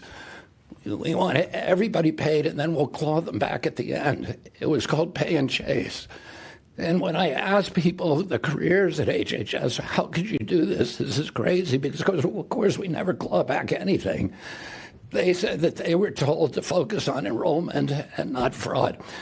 The other thing that they did is to liquidate our program integrity office. So when my predecessor came into office, there were 80 people in program integrity, which is not enough because it's 50 states and 5 territories. And when I got in, there was only 6 left. So all of those people were transferred or let go, and we were literally doing no program integrity. And that opened up the floodgates for all of this fraud. $100 billion in fraud a year that are being stolen now from my agency. The federal government paid claims first and chased fraud after the money was out the door. And that approach, of course, failed taxpayers. We are ending it. HHS is replacing the old pay and chase system with a detect and prevent strategy that identifies suspicious claims before the taxpayer dollars ever leave the Treasury. We are deploying advanced artificial intelligence and data analytics to identify fraudulent billing patterns in real time, stop improper payments before they occur, and strengthen oversight across federal health programs. Our objective is straightforward: to stop the fraud before it happens. The people charged today should understand that we will continue expanding these capabilities, strengthening enforcement, and pursuing every credible allegation of fraud. If you exploit patients for profit, if you steal Medicaid or Medicare dollars, if you treat taxpayer dollars as your personal bank account, We will investigate you, we will build the case, and we will bring you to justice. We will find fraud, we will stop it, we will recover taxpayer dollars whenever the law permits, and we will restore integrity to the programs that millions of Americans rely on for their care. All right, so that was from RFK Jr., of course, at the DOJ, talking about health insurance fraud and other types of fraud out there. You can always check out, of course, some of those clips on X, Truth Social, RFK's page as well. Always good to just bring a lot of the content that we're seeing out there here to you, but also within that 24/7 news cycle. I mean, if there's a huge tornado, storm, hurricane, we'll still talk about those kind of things too. But obviously our primary focus is 1600 Pennsylvania Avenue, as you can see behind me. So we'll be seeing the president here in just a little bit. As we await that, let's go to a couple sponsors as we have one more live interview in store for you, kalshi.com/RSBN.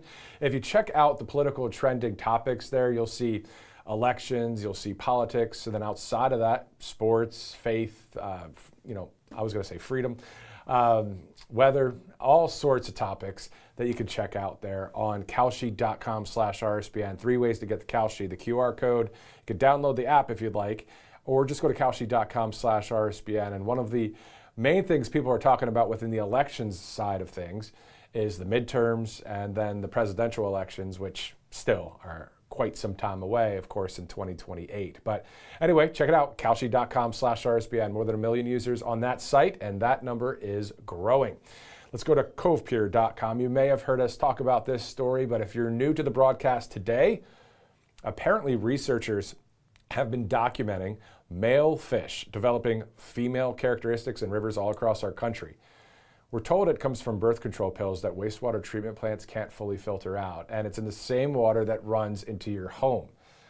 So if you're a man watching right now, or you have sons, grandsons, or loved ones in your life, this isn't really something you can ignore, because it's just important to use something like Cove Pure to purify your water. So here's how this actually works. So when people take medication, their bodies, of course, it doesn't absorb all of that medication. So the rest of it gets flushed, goes through the wastewater treatment plants, and then those plants were never built to catch pharmaceutical compounds. So estrone from birth control pills or antibiotics, antidepressants, they just come right back out of your tap. And your standard pitcher filter from the store isn't going to cut it here. These compounds are just too small, too persistent. You need something that can filter things at a molecular level, and that's exactly what Cove Pure is. So they have this Clearwave reverse osmosis technology. It's certified to remove up to 99.9% of contaminants. So estrone or fluoride, PFAs, lead, arsenic, basically anything that isn't water just gets filtered out. Unlike traditional reverse osmosis systems, Cove Pure couldn't be easier to set up. You just put it on your counter, you fill it up with water and plug it in. The best part is it lets you select whatever temperature you want. Of course, hot water for tea or coffee, cold water for the gym, warm water for baby bottles. Now, one tap of the button here and you get it instantly. And those fish didn't have a choice about what was in their water. You do. So just go to covepure.com/RSBN. Great investment, great price once you take a look. Just go to covepure.com/RSBN and you'll get that $250 off, as it is 2:24 Eastern Time here on Right Side Broadcasting Network. All right, we are getting ready for a huge day tomorrow, of course, in D.C. The America is Back rally. We'll have our correspondents on the ground there, and of course, interviewing we the people. Quite the patriotic time here at Right Side Broadcasting Network. Before we get to, the president, which as soon as we see that live feed, we'll take you there. Let's go to our last interview of the broadcast, unless there's some breaking news later. Let's go to Jack Tomczak with Americans for Citizen Voting. Jack, thanks so much for joining us here on Right Side. Thanks for having me. Definitely. Let's talk about this group here, Americans for Citizen Voting. I assume that you're the founder. Can you talk to us about it? I am not the founder. I'm just a lowly employee. We do what the name suggests. For the last, 5 years, we've been working with state legislators to amend state constitutions to make it so only U.S. citizens are allowed to vote, which is how most people assume it is anyway, and how most people assume their constitution is written. But if your state constitution says all citizens over the age of 18 are allowed to vote, or every citizen over the age of 18, or any, that's not good enough. It has to be only. Because if it's any of those other versions, your municipalities will be able to legalize non-citizen voting, as we're seeing in Los Angeles. Right now, there are 24 cities across 4 states, plus the District of Columbia, that have legal non-citizen voting in their municipal elections. In Washington, D.C., you could work for the Chinese government, but as long as you lived in D.C. for 30 days, you can vote in their municipal elections. So that is primarily what we've done. Last year, we started to look at the U.S. Constitution and found that that needs to be amended as well. In Article 1, Section 2, and the 17th Amendment, where it says who can vote for the House and the Senate, it says that whomever a state lets vote for their state legislature, those same people can vote in elections for members of Congress. So let's take California, where Los Angeles is. If California were to let non-citizens vote for their state legislature, those same people would instantly be eligible to vote in the elections for Congress. And there's no state statute or federal statute that can break that connection because it's in the Constitution. So we were trying to amend the U.S. Constitution with HJR 152, a bill by Congresswoman Laurel Lee out of Florida, and it's in Jim Jordan's Judiciary Committee, and we are awaiting a hearing. So if you know Jim, give him a call and ask him for a hearing for HJR 152. All about the Americans for Citizen Voting. I absolutely love what's going on with your group because we've been talking about the Save America Act at a nauseating pace here because we want to see some momentum from the federal level on Capitol Hill. But outside of that, I said if the federal government will not pass the Save America Act, specifically Congress, then maybe the state and local governments could do something about it too, right? So we had some people on in Ohio the other day talking about voter ID within Ohio, but you guys are looking at it as a whole approach here. Every state, right? That's pretty awesome stuff to be involved in. How'd you get involved in all that? I was working at the Republican Party of Minnesota, and my boss called me and said, "Hey, what are you doing?" And I said, "Well, I'm tired of working in the Republican Party in a blue state of Minnesota," so he picked me up. But what's interesting about the SAVE Act and the Save America Act, with the citizenship verification part of that, if that were to pass and become federal law, all a state would have to do to avoid that would be to legalize non-citizen voting in their state. Then there's no reason to verify the citizenship because non-citizens will be able to vote in state and federal elections. Interesting. Yes. So you have a House bill. Are you saying that it's just legislation right now? It's just on paper, and obviously it would have to pass the House, pass the Senate. President Trump signs it into law, and we're good, right? Nope. So with a constitutional amendment, it has to get 2/3 majority in the House and the Senate, which Correct. is it's quite the hill to climb nowadays, but we do think it's possible. And then it goes to the states for ratification, where it needs to be ratified by 75% of the states. And how every constitutional amendment has been ratified, except for one, it's been done through state legislatures. But when they repealed prohibition back in 1933, they did it a different way, and that's the way we're doing it. You send it, it goes to the states, but the states put it on the ballot. So all the voters will get an opportunity to vote on whether or not to amend the U.S. Constitution, which nobody living has had an opportunity to do. So as long as we get through Congress, the next step is this unique ratification method that will be something neat to do and something necessary. But in our 250th year as a country, what a great way to cap it off. We were talking with some people earlier on the broadcast here live, and they were saying we're looking for the great reformers of our day, right? We saw George Washington, Thomas Jefferson, the list goes on. We see President Trump doing great things, but we want to see that great reform that you're talking about indirectly through this would be one of those kind of moves, wouldn't it? It's reforming elections. Yes, and the non-citizen voting movement is gaining momentum. In the last 5 years, they've added 3 cities in Vermont and our nation's capital. And though they failed in New York, taking a shot at Los Angeles, that's a huge city.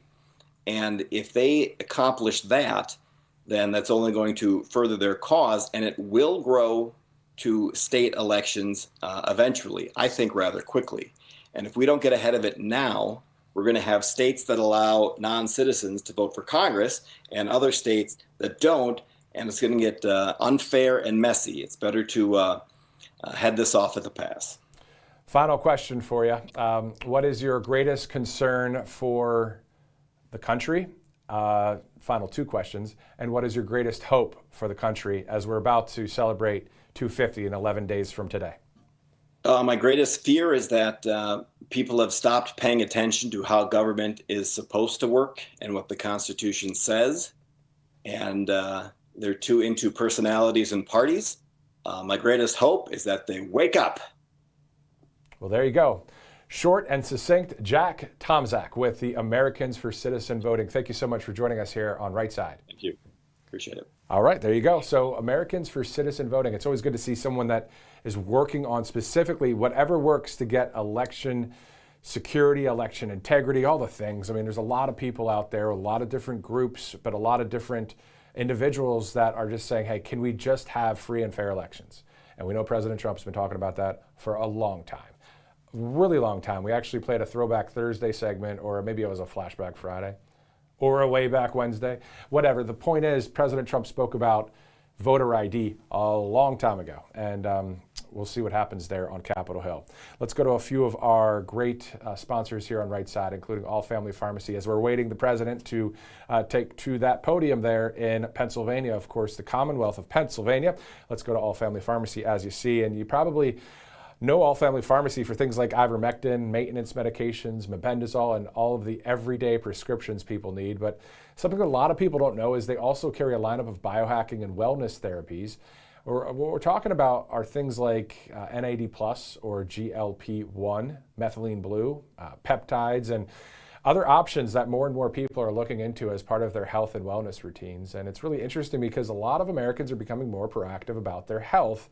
They're not just waiting until something goes wrong. They're looking for ways to support energy, recovery, health, healthy aging, and overall wellness before issues arise. And that's one of the things we really like about All Family Pharmacy. They offer both. Whether you need a common prescription medication or you're interested in exploring some of these newer wellness therapies, you can find it all in one place. And the process is simple. Fill out a short online medical form. A licensed doctor reviews your request, and if approved, your medications are shipped directly to your door.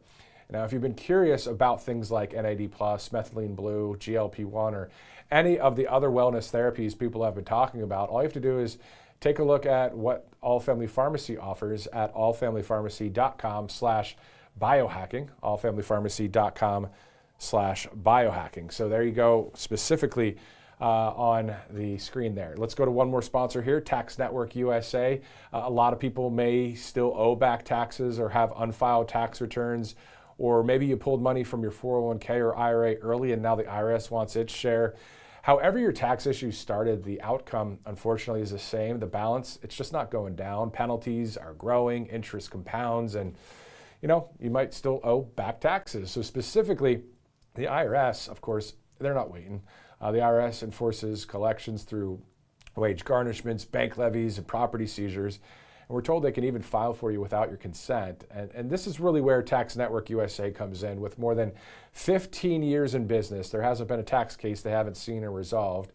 They actually specialize in tax controversies and help taxpayers nationwide get back on track by resolving back taxes and unfiled returns once and for all. And man, that's some peace of mind right there.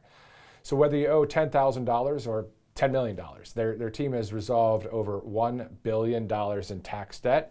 And they can do the same for you, but you got to call now because they have this free investigation call with the IRS. And after that investigation, they put a clear case plan in place to resolve your tax problem and get you back on track.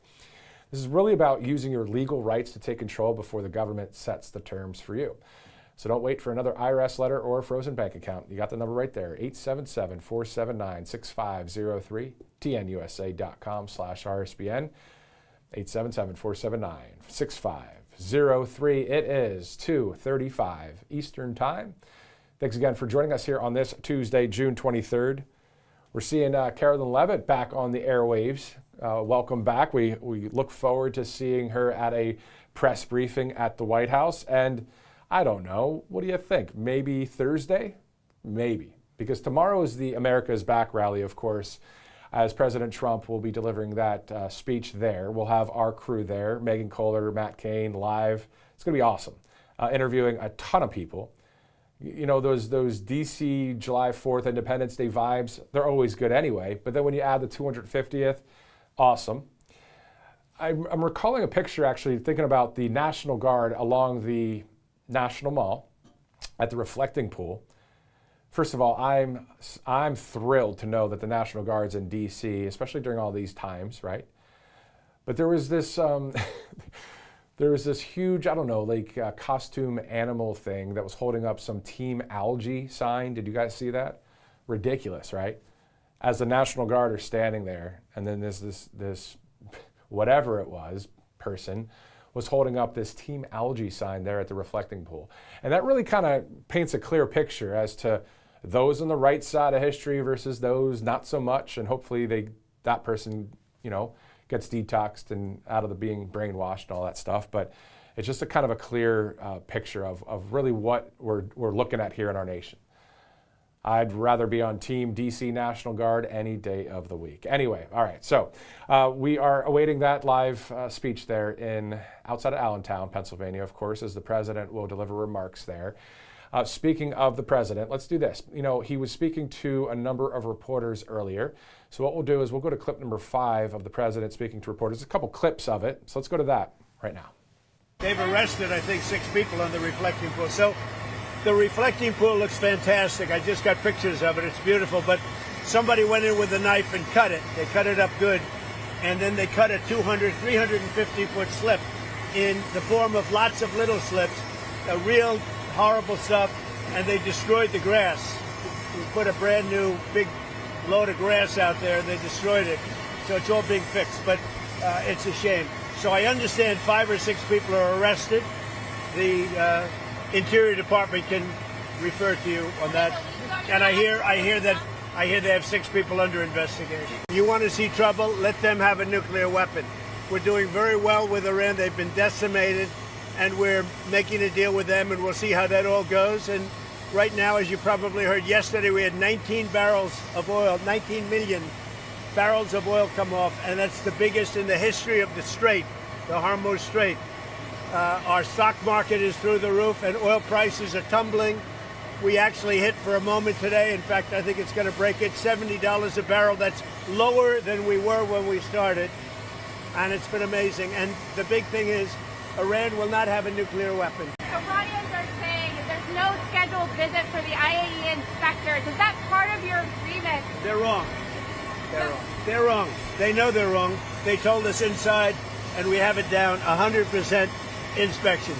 And if they were right, I'd cancel the meetings right now. And Iran says there's no agreement to buy ag From your view, Mr. President, when will those inspectors actually be on the ground? At the appropriate time. At the appropriate time. There's no rush, but they'll be on the ground at the appropriate time. The Senate Majority Leader, John Thune, has told you many times he doesn't believe that they have the vote That's to what pass being a it. leader's about. You know, he's a leader. John's a leader. That's what being as a leader about. Look, we have to be able to get proof of citizenship when you vote. Otherwise, we don't have elections. We have to be able to get voter ID. So John is a leader, and hopefully he can get the votes.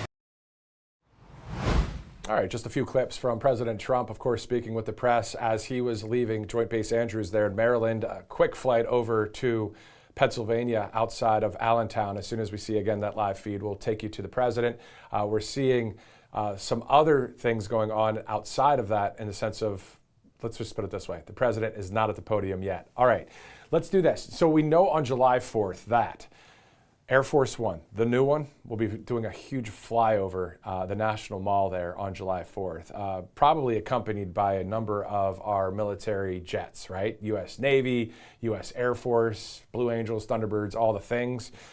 President Trump talking about the F-22, that kind of thing. So if you're just joining us right now, let's quickly go to a sighting, not a UFO alien sighting, but a sighting of the new Air Force One in clip number 3.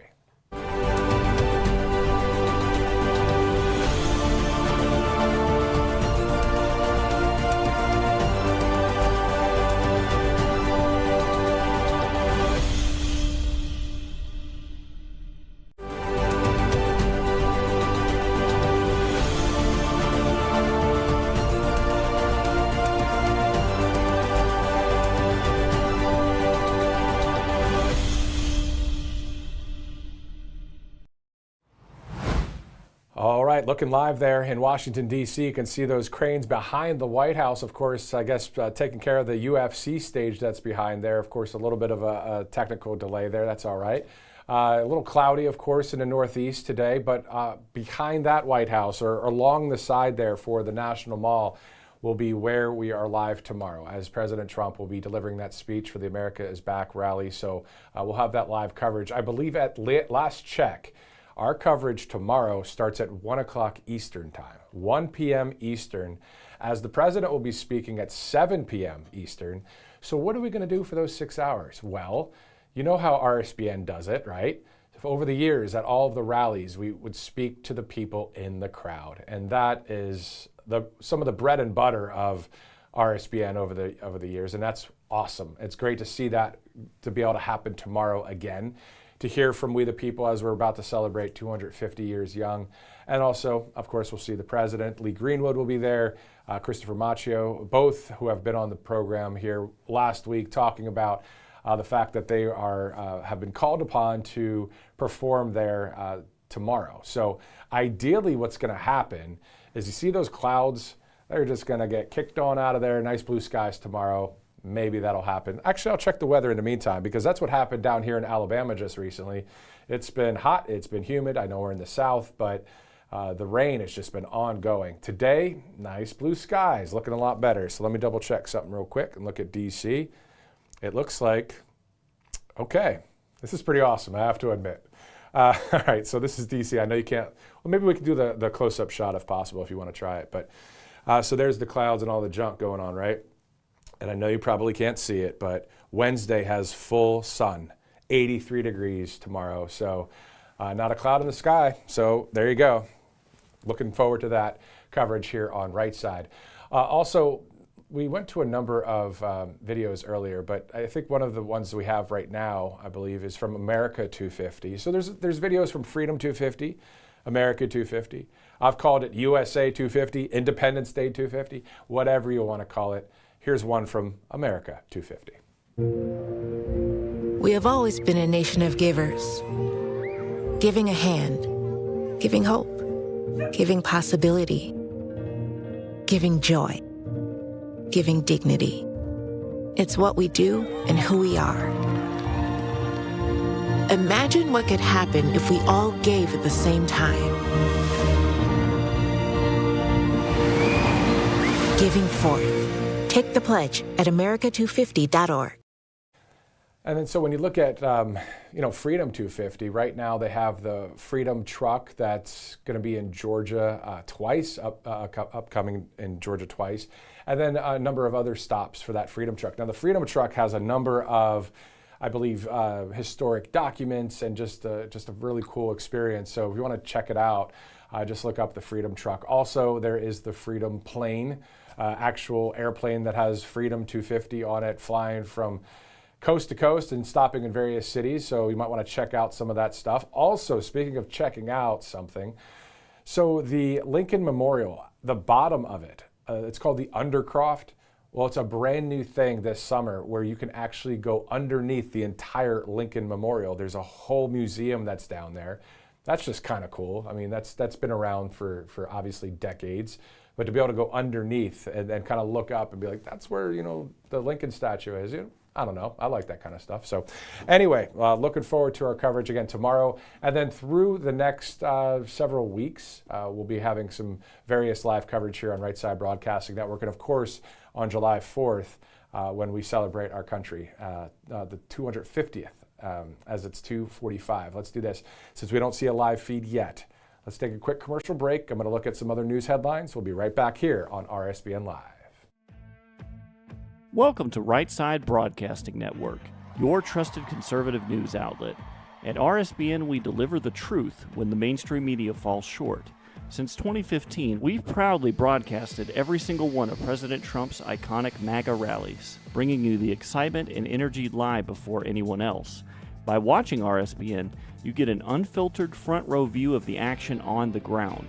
We interview the crowds to give a voice to millions of Americans just like you. We show you President Trump's speeches in their entirety, free from interruptions and censorship. We cover the stories that matter to you with the integrity and passion you deserve.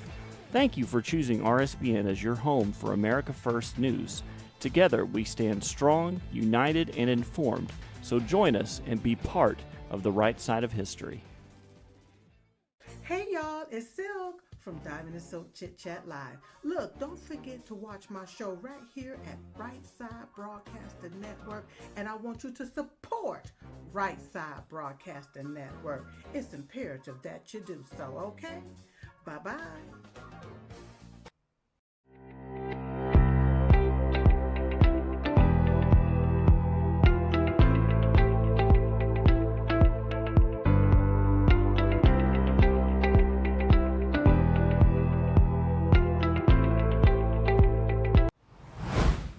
All right, so when you work in media, you sometimes get the inside baseball on what's about to happen next. Well, we got the 2-minute warning that the president is about to take the stage. So for the next 2 minutes, let's hang out and talk a little bit.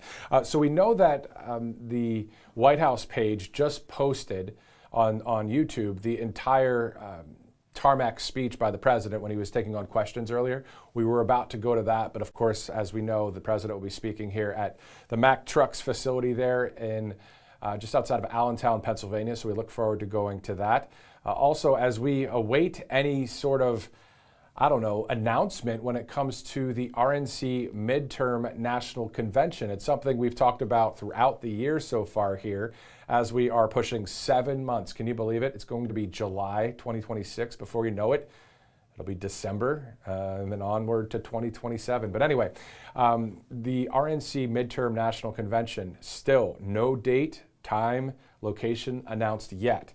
But that's going to happen prior to the midterm election on November 3rd of this year. So usually, as you guys know, those presidential election national conventions happen during those presidential cycles. Well, this time it's going to be during the midterm. So it'll be quite fascinating to see how that looks on a off year in a sense of not a presidential year. Anyway, looking like the president will be taking the stage any second now. So we'll be going there as he was scheduled to speak at about 2:05 Eastern. Of course, a little bit of inclement weather, cloudy skies as he was departing JBA in Maryland. But let's go now to President Donald J. Trump. Ladies and gentlemen, the 45th and 47th President of the United States, Donald J. Trump. And I'm proud to be an American, where at least I know I'm free. And I won't forget the men who died, who gave that right to me. And I gladly stand up next to you and defend her still today. 'Cause there ain't no doubt I love this land.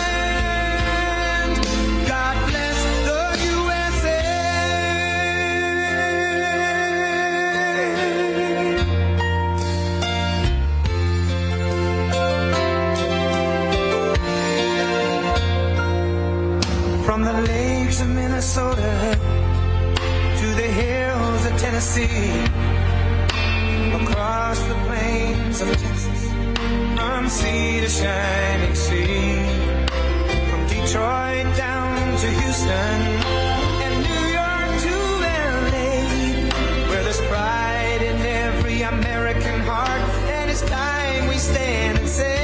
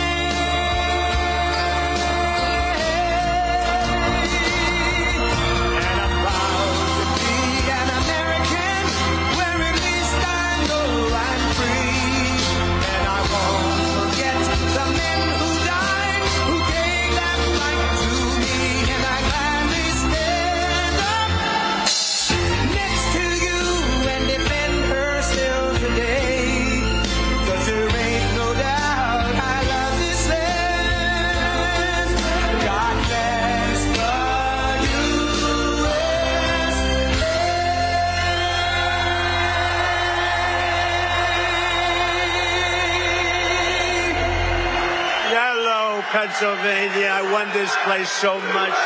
We won.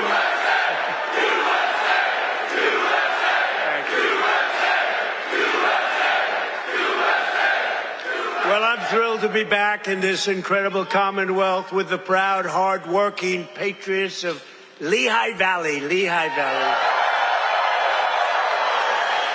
And I'm also proud to say I won this state in a landslide. We won it by so much. And remember, I had the couple of little statements, too big to rig, make it too big to rig, because these people cheat like hell. They cheat like hell, but we won it by a lot, and maybe we should run again. Should we run one more time? I'd like to do that. But I got more votes than any candidate in the history of Pennsylvania. Can you believe that, Bo? You would have gotten more. And today I'm especially honored to be here in the place that builds some of the toughest vehicles on the road, Mack Trucks. Mack Trucks is doing a great job. We have all of the Mack people, the chairman. We have the whole group of here, all the leaders, the big guys. They're trying to get a contract for 15,000 trucks. 15,000. I said, that's a lot. I said, how many are you looking for? 10, 15? No, 15,000, sir. That's a lot of trucks. For more than 100 years, this legendary company has been making trucks right here in eastern Pennsylvania, building the heavy-duty machinery that keeps our economy rolling, our factories moving, and our industries roaring all across the nation.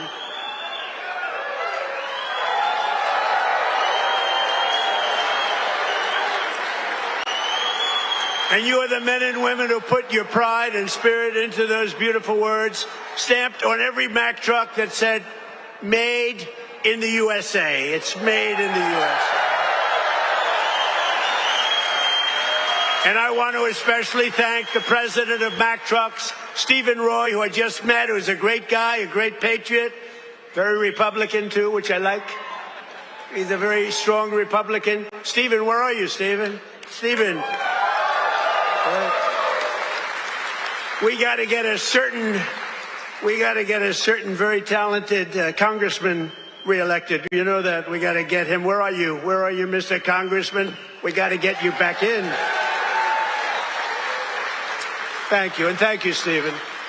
But a very special thanks to every single worker at this fantastic factory. The job you're doing here is incredible. And I know you're applying for a big one, and we'll see how that goes. We'll have to call up some people and see if it's good. If your price is right. Is your price right, Stephen? I don't know. Maybe we'll get it down a little bit. We'll get it down. 15,000 trucks. That's a lot of trucks.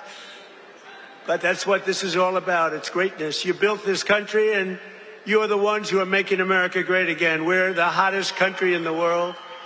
For decades, the workers of this Commonwealth watched globalist politicians let other countries rip you off and close your factories, rob your jobs, take them away to foreign lands. And then I came along. We stopped it very quickly. Then we had a rigged election. But they were so stupid, they kept everything going a little bit for us. And what we've done in the last year and a half, nobody's ever seen anything like it. They put America first, they put China first, they put illegal aliens first and everybody else first, but you. But we put you first by a lot.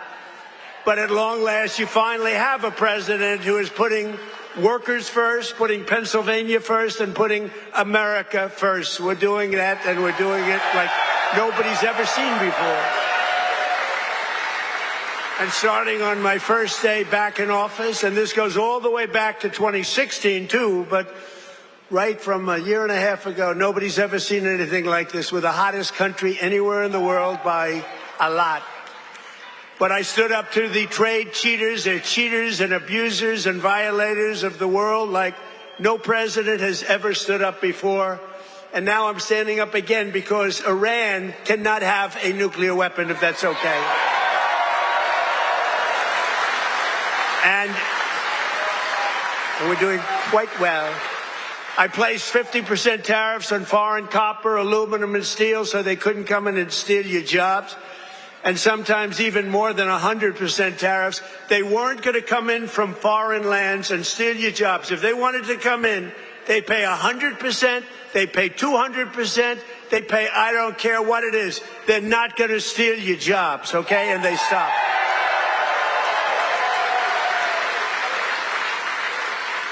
And right now we have more factories being built, and I mean car factories, AI factories, factories of every type, than we've ever had in the history of our country by 3 times.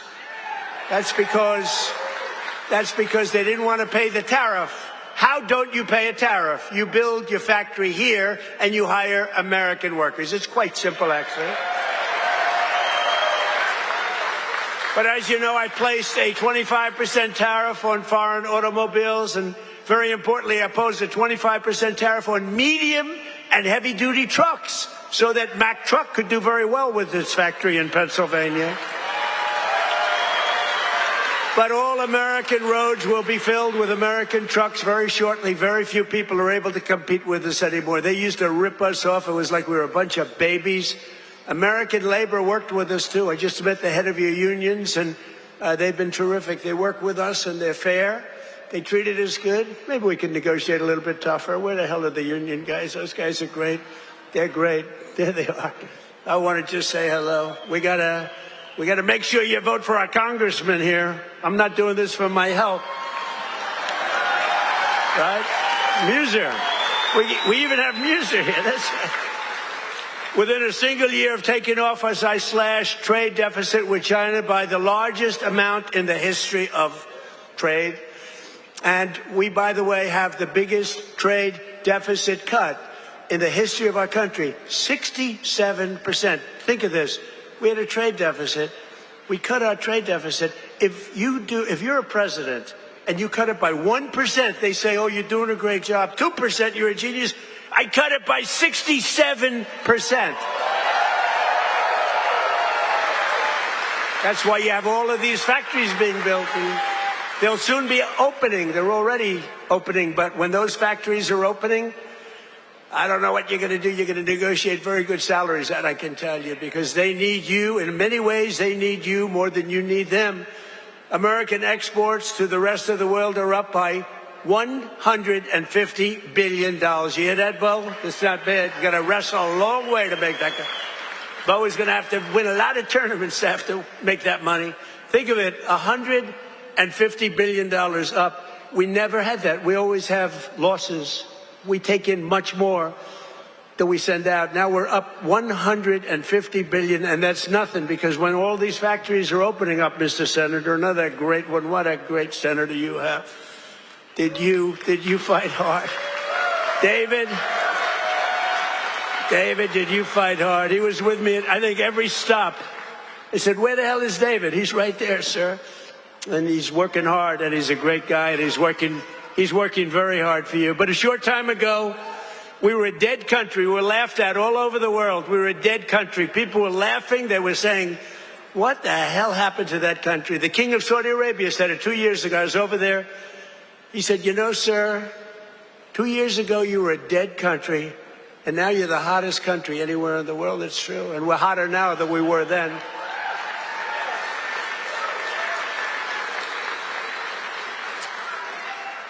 He then proceeded to announce that he's investing $2 trillion in our country, along with Qatar, along with UAE. Bahrain is investing, Kuwait's investing, but countries from all over the world, they're all investing in the United States. 2 years ago, they wouldn't even think of it. They thought we were finished. When I went to China 2 weeks ago, I met with President Xi, and we greeted each other, and he looked at me and said, man, do you move fast. Because they thought they had us, but now it's really the opposite. We are doing numbers that nobody's ever seen before, so it's great. It's great. We had a great meeting. But as you know, we just achieved a historic peace agreement with Iran to end the conflict in the Strait of Hormuz. And by the way, yesterday, 19 million barrels of oil flowed out of the Strait of Hormuz, a very beautiful place. That's the most That's the most oil in the history of the Strait. No, it's never been any, you've never seen anything like that. It's called an oil gusher. And most importantly, we are ensuring one thing very importantly, because this is why I did it. I did it for this reason, 99% for this. Iran will never have a nuclear weapon, and they've agreed to that.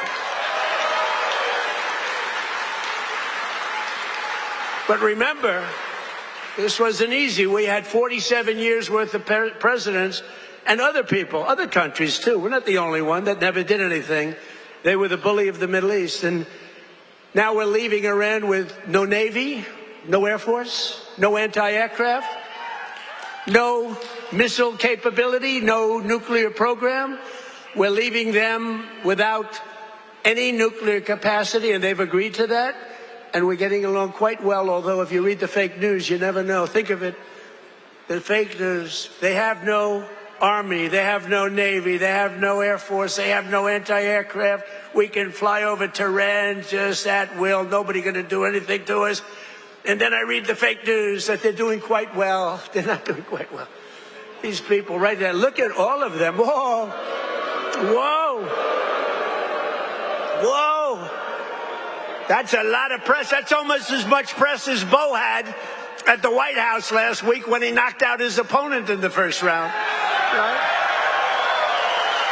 I think you had more. Bo had more press. But the Iran economy has been crushed, and their defense industrial base has been damaged so severely that it'll take them many years to rebuild, many, many years. And now we're trying to work out a deal that's fair. And we also want to work out a deal. You know, the stock market hit a new high today again. And oil, for the first time in months, hit, think of it, $70 a barrel. So we got at 70. That equates to a very low price. That oil is going to come charging down. And with oil comes everything else. Because I inherited from these Democrats. You know, they're Democrats. I changed the E for a U. It's very simple, Democrats. I don't know why I didn't think of that 9 years ago. I just thought of it about a month ago. They're Democrats because their policies are so dumb. Men and women's sports.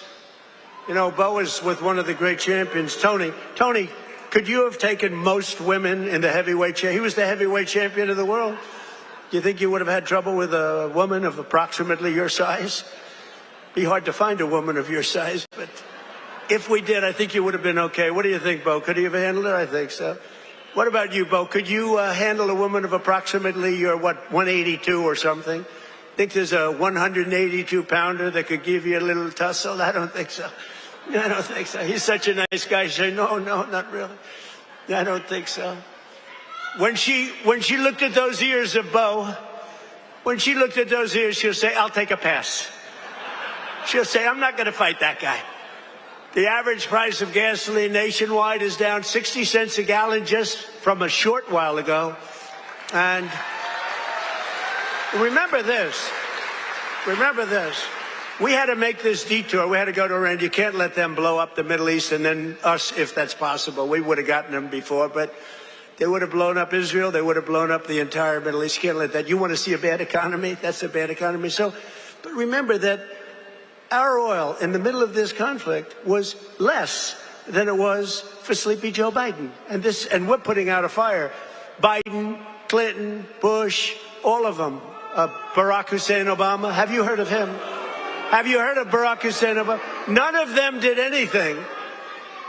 Obama gave them $1.7 billion in green cash. Remember, on a 747, they flew over piles of cash, $1.7 billion. Gave them hundreds of billions of dollars and thought they could bribe them into peace. No, the only thing they understand is what these guys in the front row understand is the hammer. Because if you look at what we did to their nuclear capacity with those beautiful B-2 bombers, that was truly a hammer. In fact, we named it a hammer, Operation Hammer.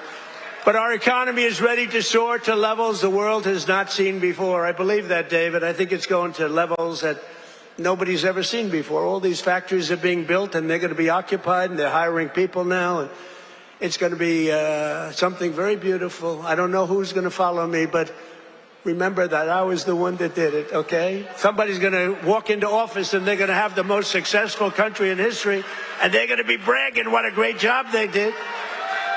Now, we did it. In 4 long years of the crooked Joe Biden administration, they got less than $1 trillion of new investment. So think of it, Crooked Joe. What do you like better, Sleepy Joe or Crooked Joe? Ready? Sleepy Joe. Crooked Joe.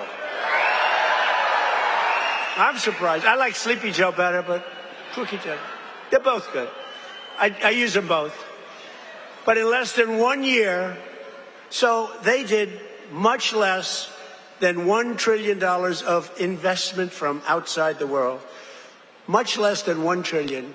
We just have the final. We had 11 months at 18, but we just got the final. $19.1 trillion in 12 months. Can you believe it? Investment from all over the globe.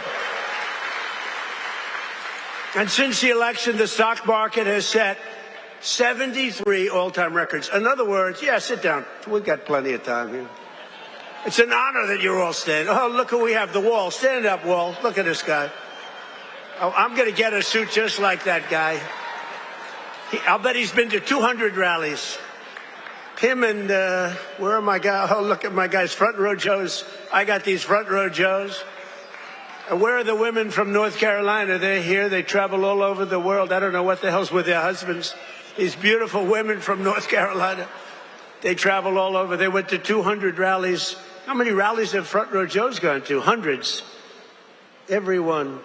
And then it was very sad. My last rally, I said, I may never see you again, right? And then we won the election in a landslide. And who the hell do I see? I see my front row Joes. So I'm happy about that. Thank you. What a group. We had some group. We'd be all over the place. And when they didn't make the front row, it was very demeaning to them. They were not happy, right? But the front row, they became actually very famous, front row Joes. And the typical 401k, as you know, is up almost $30,000 in, it was 12 months, it was 13 months. It's up 44%. Think of that, up 44%.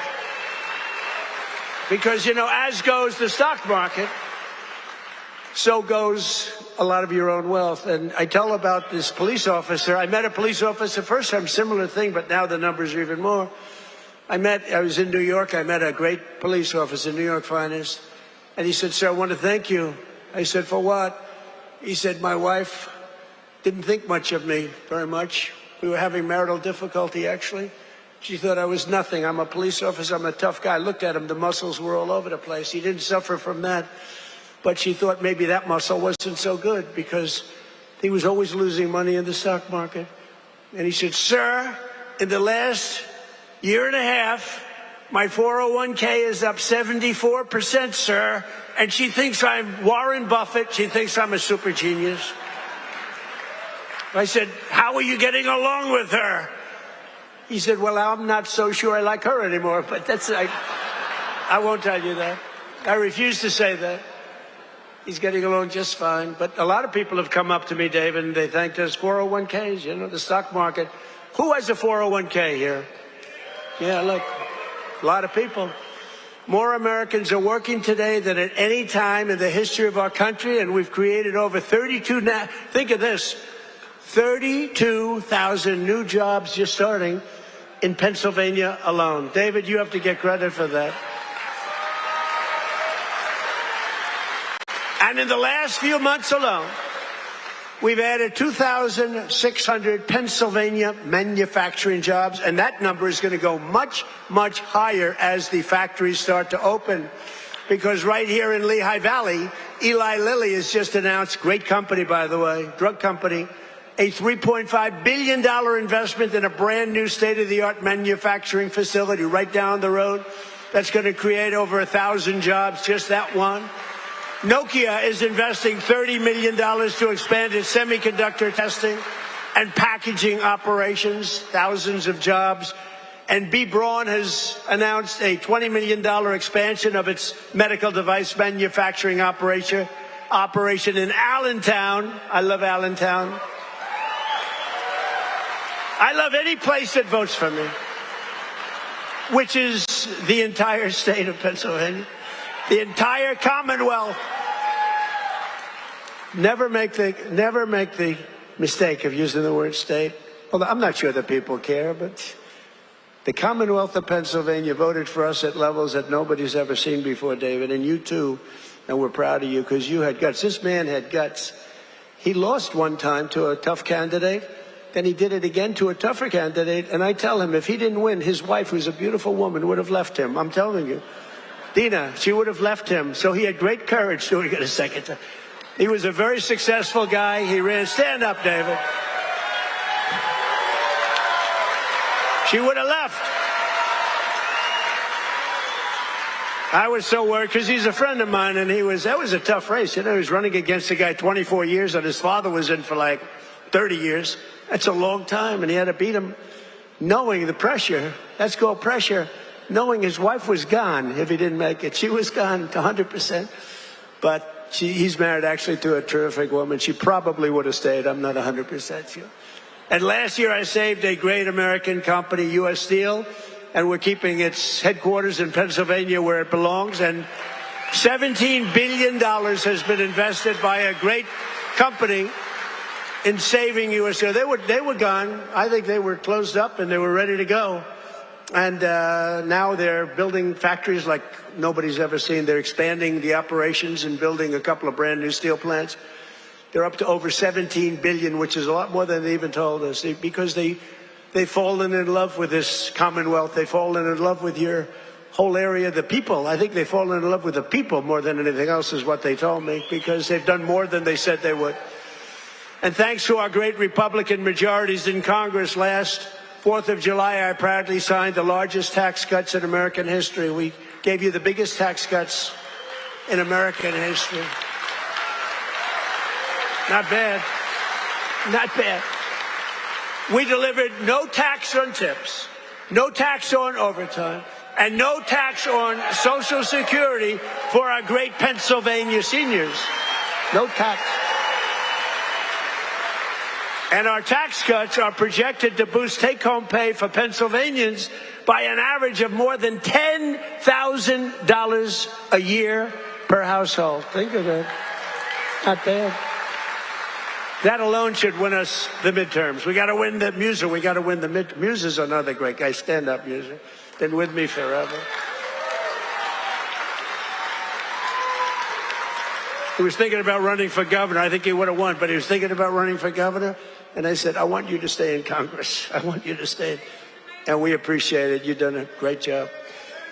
But always remember, every single Democrat in Congress voted against our tax cuts. So think of it. All of those tax cuts and many more, they want to raise your taxes, not lower them. They voted against tax cuts. You know, all my life, I sort of been political in that I found it very interesting. I was a very successful real estate person, but I love watching politics. And my whole life I've watched politicians say, we will cut your taxes, we will cut. I never heard these people say, we will raise your taxes.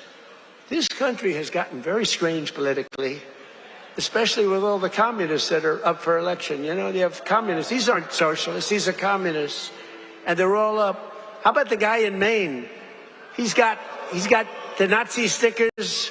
He's got the whole deal, and they're trying to say so for 8 years, 10 years, they said Trump is a Nazi. Now they can't say that anymore because they have a guy with a tattoo on his chest. It's unbelievable. But they voted against no tax on Social Security. They voted against no tax on tips. They voted against no tax on overtime. And if they got into office, you will have all of those taxes and all of that money that you're saving, including the big savings on Social Security. It's going to all be terminated. You're going to have to start paying it. They want to pay it.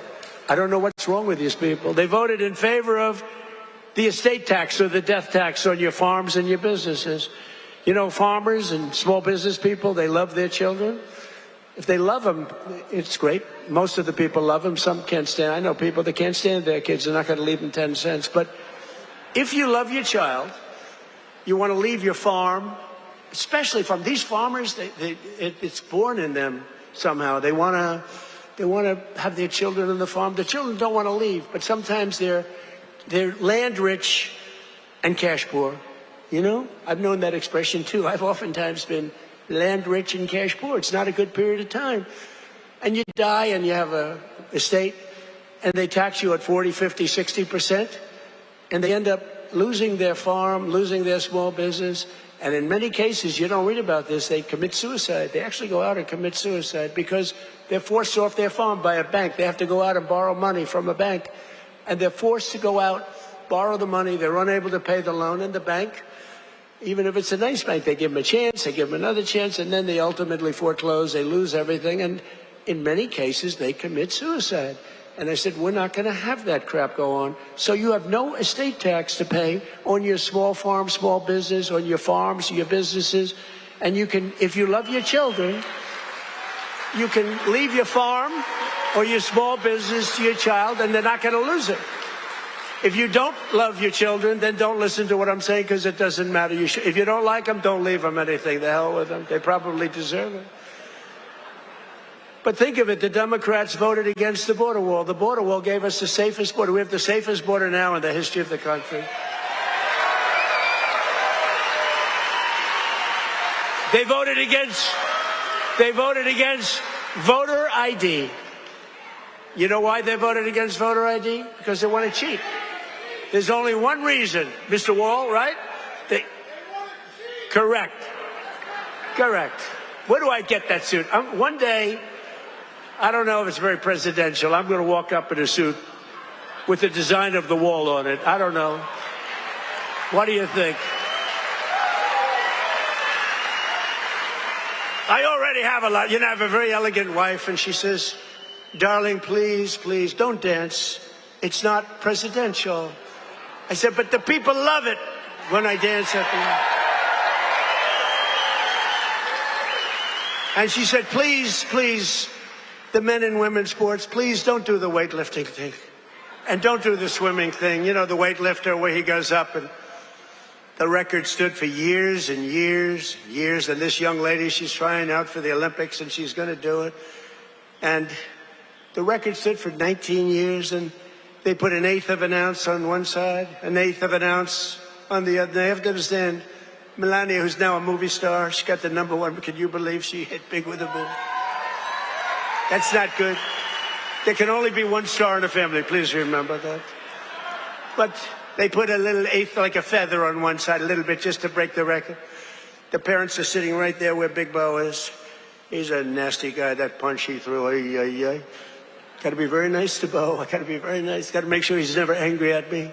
But she said her parents are right there in the front, and they're so proud. The father's not so proud because he knows she's not going to do it. Because she's a woman. It's a lot of weight. The mother, though, is screaming, darling, I love you. Do it. And she gets over the weights, and she stands there. And then she gets him, and she gets him.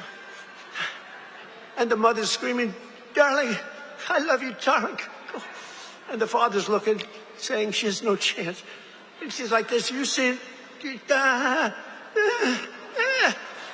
drops him. And she's like devastated for the rest of her life. And then a guy comes along who transitioned. That's the term. I've gotten very good at that term. I used to take a lot of heat for my definition of the movement over. But he transitioned. He was a poor, very poor, bottom of the line, male weightlifter. But now he's a female weightlifter. And he looked at the amount. I think it was like 210 pounds or something like that. But that's a lot for a woman. But not that much for a man. You could do it with one hand. And he goes, looks down at the weight.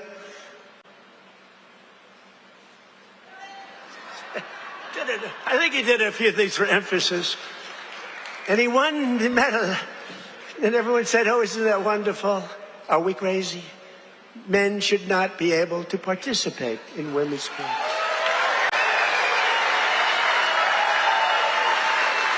Right? That's a 99% issue. Do you ever hear the fake news? They say, that's an 80-20 issue. No, it's not. It's 99-1. You know, I've been doing politics now for 10 years. Not that long, considering I've won 3 elections. You know, so it does. But we did great in the second one. It was a rigged deal. But pretty short. But with all of that, And all of the time I spend speaking to people, they say, sir, could you cut taxes on this? Could you get me a tax deduction on a car loan? I did that. By the way, I did that. If you borrow money to buy a car, you got to do all these things. They ask me for hundreds of things. Not once did anyone ever come up to me and say, sir, please, this is so vital. You have to be able to have men play in women's sports. Please, sir, could you pull that off? I've never had anyone ask me for that. So I say it's a 99-1 issue, not 80-20. The fake news back there, they say, oh, that's a tight issue. But I don't like talking about it because I want them to continue on with that. I want them to continue on with the, they're in favor of the mutilization of your child for transgender purposes, the mutilization of your child. And I would say politically, it's a very good thing to run against a person that's in favor of that kind of stuff. So we let them, we don't bring it up during off-political seasons, but we have a political season coming up. And they'll be doing all of that nonsense, and they're going to lose a lot of elections. And now, if you look at New York, we have all communists running. They're all excited. They're going to win their primaries, but I can't imagine they can beat a normal Republican. So I think it's a good thing, Muser. What do you think? I think it's a good thing. Wouldn't you like to run against somebody like that? Well, Shapiro's not that much better, to be honest with you, but I won't say. They're all being forced. They're all being forced. A guy like Shapiro, he's going to be forced to the left. Otherwise, he's not going to get the nomination. But they voted against proof of citizenship. Think of it. We'd like to have proof of citizenship. You walk into the voting booth. Would it be okay, sir, if I looked at your citizenship? How dare you ask me for my citizenship? In California, if you ask that question to a voter, you are criminally liable. In other words, they can put you in jail. If you say, sir, do you have proof of citizenship? They put you in jail if they ask that question. You're not allowed to ask that. Did you know that? It's the craziest thing I've ever seen going on. Hey, did they screw the kid, Pratt? Boy, he's leading, and all of a sudden he's lost. And it was sort of interesting. The election, you ever see an election where they're 2.5 weeks in? An election that takes weeks to count the votes? But after the evening, it looked like he was going to win or certainly be in the runoff. And then I started hearing rumors as the days went by, days and days went by, that Pratt is fading. He's fading. I said, they rigged the election.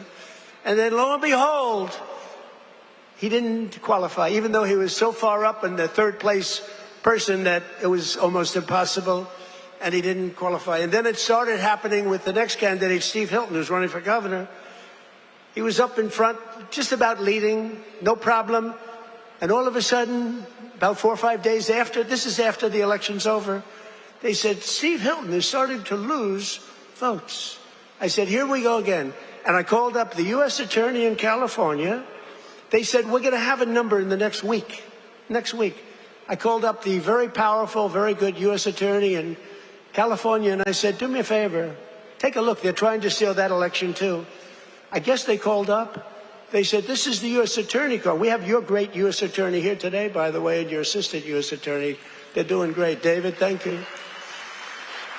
But so over the next week, he was definitely going to lose, but the U.S. Attorney called. We want to check your votes. About an hour after the call, ladies and gentlemen, Mr. Hilton has won. So had I not made that call, Steve Hilton would right now be watching the election from home. So I don't know, he would have a great chance, but the election's totally rigged. California's totally rigged. All mail-in ballots. It's a disgrace. We got to pass the Save America Act, okay? Got to pass.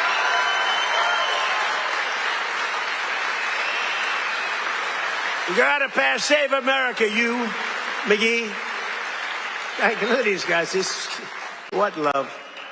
A friend of mine is a very big real estate developer, but he's got a problem with speaking in front of crowds. He chokes, he chokes like a dog. He said, how do you do it? I say, it's easy because there's so much love in the room. There's so much unbelievable love. It's easy to do, No, he's got this tremendous fear of speaking. He said, the guy's a major player. Most of you have heard of him. And he's a killer. He destroys people for a living. Financially, not physically, financially. Physically, he can barely walk. He's a basket case. But he's up here. He's very smart. And he destroys people. He's very rich. but he can't get up in front of a crowd and talk. I said, what's wrong with you? He said, I don't know, I have a fear of crowds. Do you believe it? All sorts of people. You know, a lot of people want to do what I did. A lot of people, well, David did it. David was very successful, but he's a great speaker. But a lot of people, they say, well, Trump became president from being a very successful businessman. He became president. I want to do it too. And that's when they find out that they might have the flaw of speaking, or even worse, is a terrible past. You know, the past will come out to haunt you. It's not an easy thing to do, but I love it. You know, I say it's real easy to do when you have people that love you. I guarantee, who here voted for Trump? Yeah.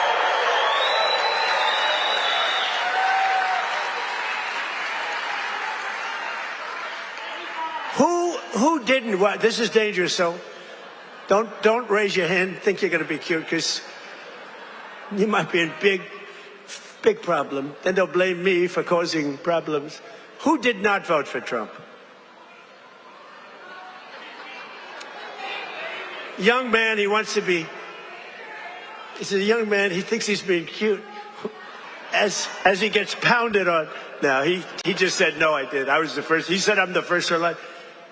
But the Democrats voted in favor of Iran having a nuclear weapon, and they voted against military spending, but I overrode that. Let me tell you, if the Democrats get in, your 15,000 trucks that Mr. Roy is looking to get are dead. They're not going to have 15,000. They're not going to have 15 trucks. They'll be back to the number I originally guessed, right? How many are you making? 15? 15,000 trucks will be down to nothing, zero.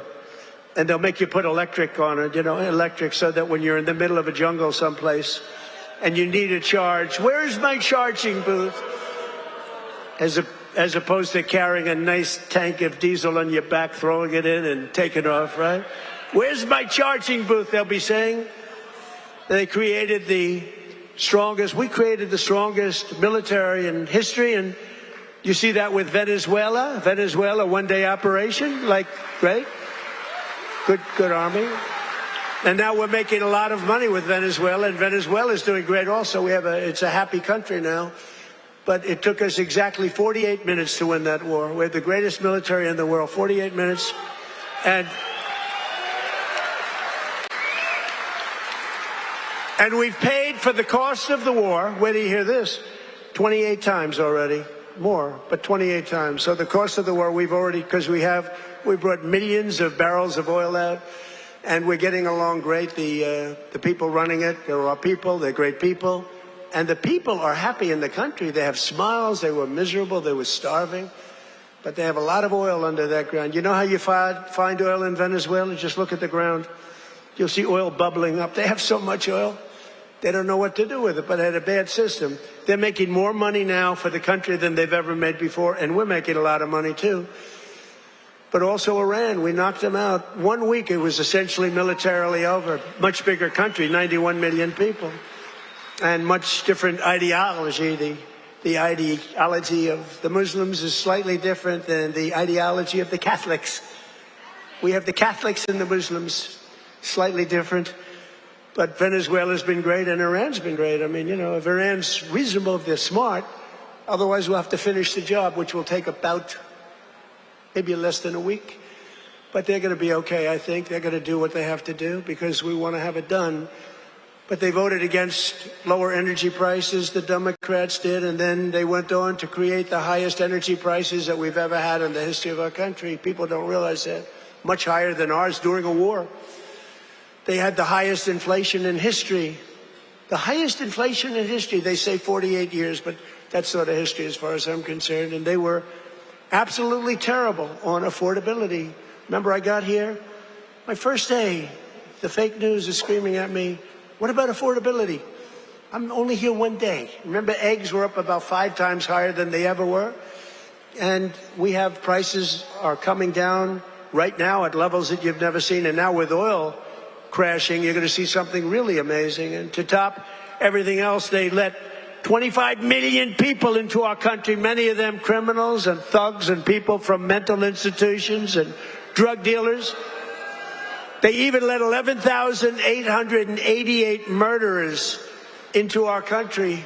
murders, 11,888, more than 50% of which have killed more than one person. And I've gotten the worst of them out. We've gotten them out, Tom Homan and our whole group of people.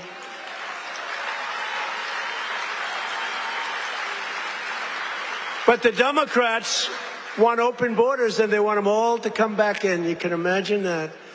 The people of this Commonwealth will never let that happen again. What they allowed to happen to our country, we can never allow to happen again.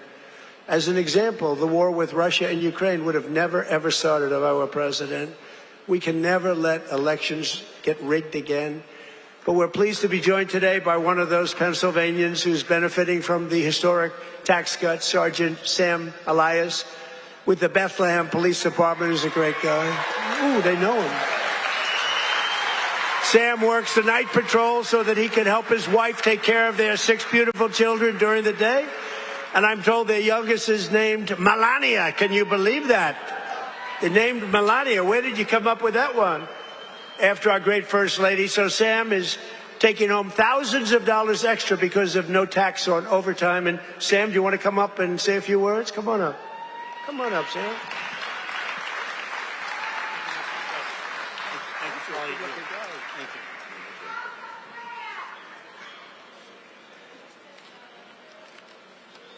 Thank you. Thank you. Good afternoon, everyone. I'd like to express my appreciation to President Trump, Congressman Ryan Macungie, and the entire White House administration. As a father of 6 children in a single-income household, I can tell you the Working Families Tax Cuts is a policy that helps my family. Hard work should pay off, not get punished with higher taxes.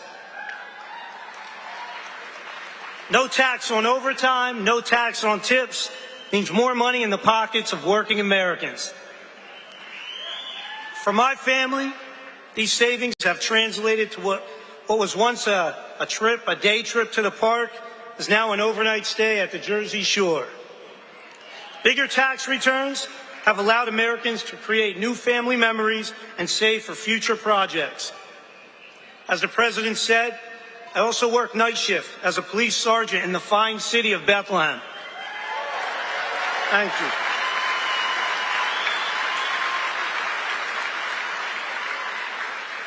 A shortage in police recruitment has left our department depleted of officers. Our officers get called out for overtime to cover these shortages. Some pay periods, officers are working over 40 hours of overtime.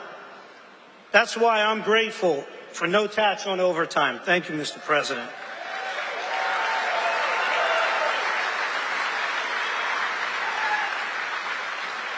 I'm also thankful for the support President Trump and Congressman Macungie have shown for law enforcement. You understand that communities thrive when we invest in public safety. Congressman Macungie has stood strong with public safety and working families. And that's why he's been endorsed by the brothers and sisters of Bethlehem FOP Star Lodge 20.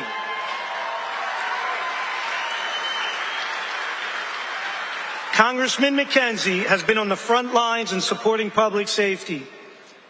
He secured $700,000 for the Bethlehem Police Department for much-needed technology and equipment upgrades at our police department, along with bringing home $1.6 million in funding for volunteer firehouses and infrastructure. Thank you, Congressman.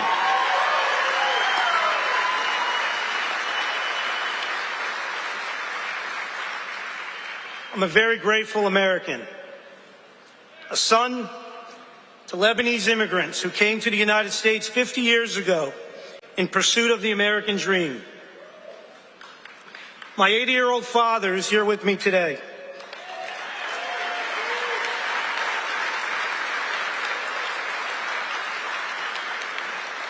He would often tell me, work hard and it'll pay off.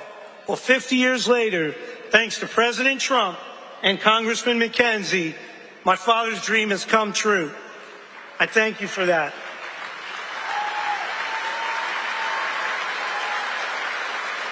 Thank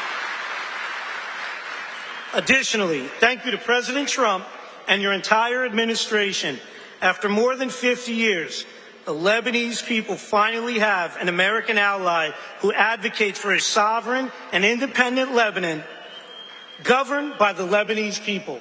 Thank you for that. Mr. President, you have the support of almost 20 million Lebanese people worldwide.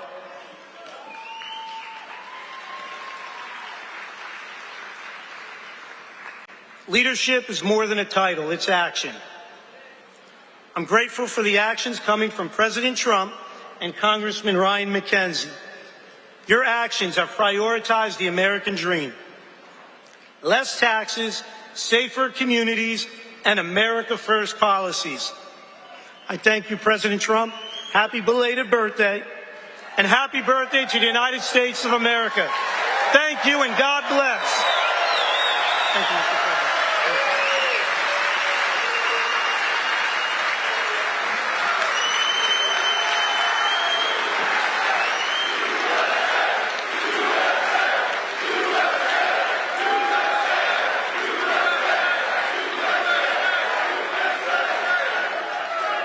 Thank you very much. You know, I just looked at all these pages. I said, oh, we're in trouble.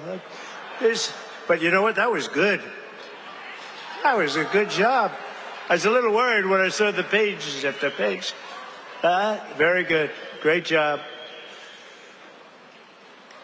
Sam, where's your father? Hello, Pop. How are you? Got a good boy. Got a good boy. Yeah, taking care of your people. So our administration is also delivering one historic win after another for another group that works a lot of overtime, and that's our great auto workers. We have a lot of auto workers in here today. But just as I promised, the UAW workers, and we did great with them, you know, Republicans, I don't know, for whatever reason, they don't do like I do. But in the campaign, I ended Biden's insane electric vehicle mandate, that crazy mandate, which meant that in a short while, all cars had to be all electric, and many of them would be built in China and others in foreign countries all over the world. That's what was going to happen, and I stopped that. I ended it in my first week in office. I ran on it. And you know what? If you like electric cars, I think that's great. I wouldn't say Elon was thrilled with what I did, but he understood that.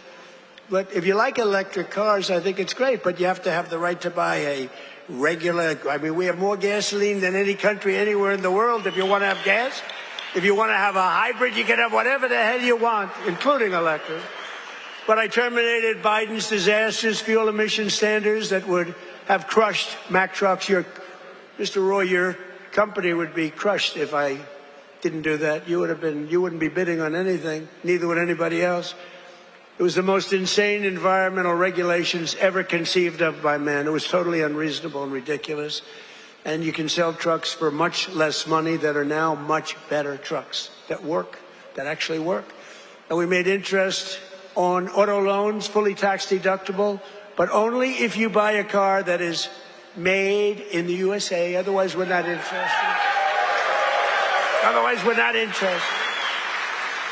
And I saved the auto manufacturing business in America. We have more auto plants being built today than we've had in 60 years, and I think maybe ever.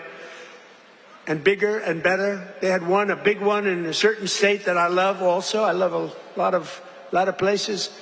And they took out this old plant, but it was big. And I said, did you redo it yet? They said, we're not redoing it. We're ripping down and building a brand new one, a beauty. You know the one I'm talking about, David.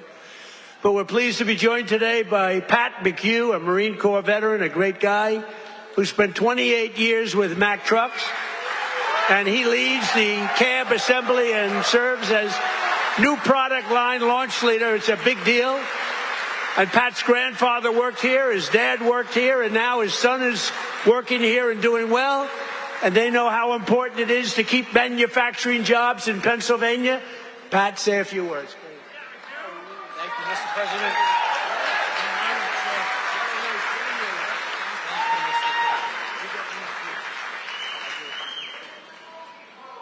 Wow. Good afternoon, Mr. President. It is a profound honor and privilege to have you here with us today to help celebrate the upcoming 250th birthday of our America.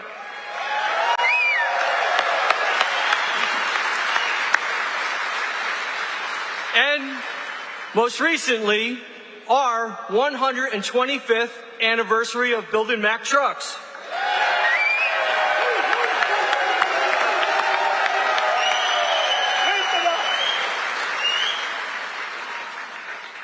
My name is Patrick McHugh Jr., and I am a proud Marine Corps veteran.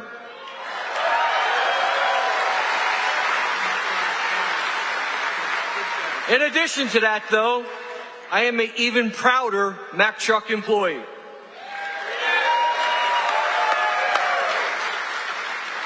Standing here with me today is my father and my son, both Mack Truck workers. Together,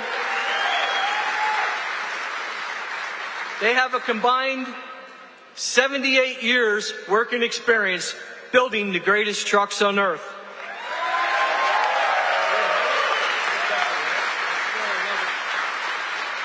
You can say Mack Trucks runs in our blood. At Mack Trucks, we work hard to build the trucks that help build America. And we are proud that those trucks are built in the United States of America.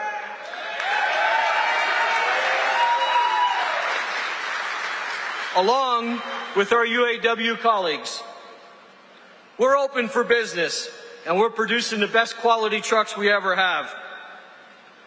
On behalf of our entire team, we warmly welcome you to our plant, Mr. President, home of the finest trucks in America, built by the most skilled and dedicated workforce in the trucking industry.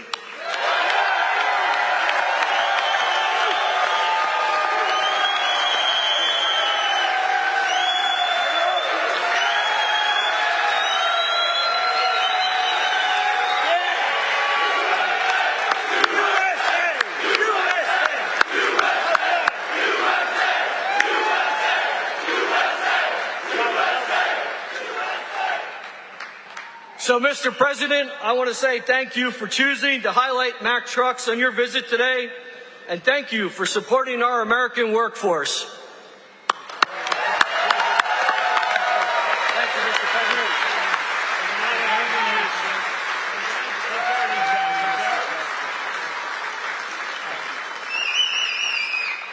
Well, thank you, Pat. That's a good family. That's a great family. Great people. They're proud of your company. I want to also thank two people, very special people, because I know them and I know what they do, and it's not easy, but they've done a great job. David Durgan and Timothy Herzog of the UAW committee. Where are you guys? Thank you.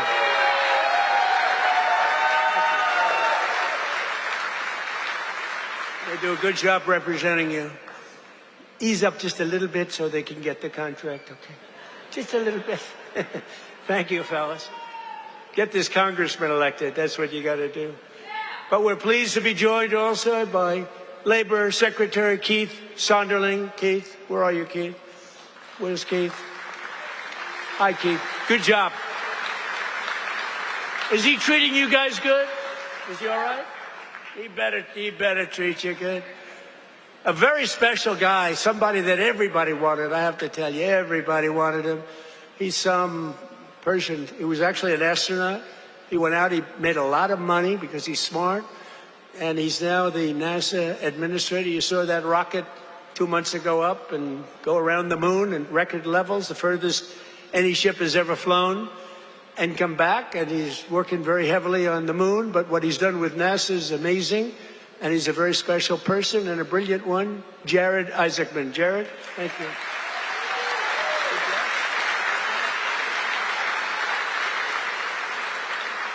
Great job. As well as, I introduced him a little bit only by the name David, because he knows me, and I know him by David. But David McCormick is your senator, and he's a brilliant person, brilliant businessman. And he loves the Commonwealth. He loves Pennsylvania, and this is where he wanted to be. And he had a rough fight. This is a rough beating, like 24 years, and a father for 24 years. I don't know. I said, I don't know. You sure you know what you're doing, David? but you won, and you won easily. And I'll tell you what, you have a great senator, one of the best in the country. So I just want to thank you very much, David. Thank you. And 4 warriors for Pennsylvania in Congress. These are warriors. Lloyd Smucker is here. Lloyd, thank you. Thank you. John Joyce is here. John, thank you. Dan Muser is here. Thank you.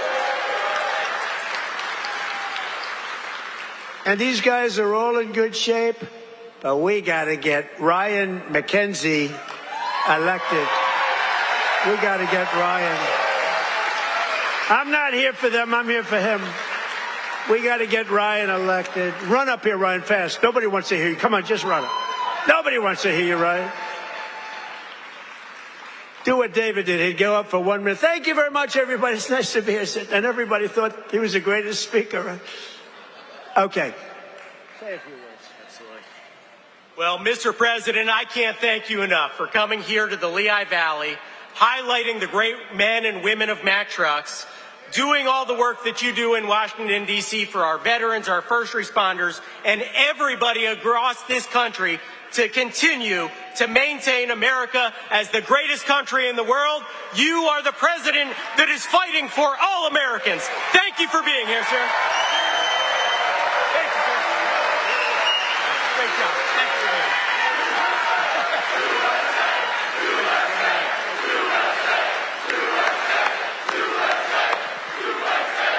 That's great. Wow, that's great. He learned something from you, David, huh? That's great. We also have one of the greatest writers anywhere in the country who knows more about the Commonwealth of Pennsylvania, I think, than anybody. She's a terrific person. Right from the beginning, she said Trump is going to win, therefore I like her. She said Trump is going to win in 2015. In fact, she wrote an article in 2014. She said this guy Trump should run. I hadn't thought too much about it. I was having a lot of fun putting up buildings. But she was very early on, and I really mean it. I don't think there's anybody that knows more about, they used to call it the Rust Belt. I call it the Money Belt now. It's gone from the Rust Belt to the Money Belt. Either one is okay, but there's nobody that knows more about it than Selena Zito. She's fantastic. Where are you, Selena? Where are you, Selena, with your beautiful daughter? Thank you, Selena. Selena's an incredible woman, and her daughter is following in her footsteps. She's just been so good. Very powerful writer, actually. Some of the biggest papers in the world. It's nice to have good stories on occasion, truthful stories.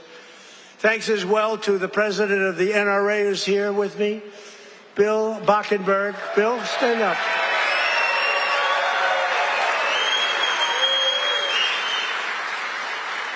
And they always give me their endorsement because I saved the Second Amendment, and you think it's easy. On occasion, it was not easy, right, Bill? But we did it. We did it with your help. And we're doing a couple of other things, working with you and your people. But I think you've done a fantastic job. The NRA, everybody, they really have been. They've been with me right from the beginning. And Bill asked me, would I support the national right to carry legislation? How do you feel about national right to carry?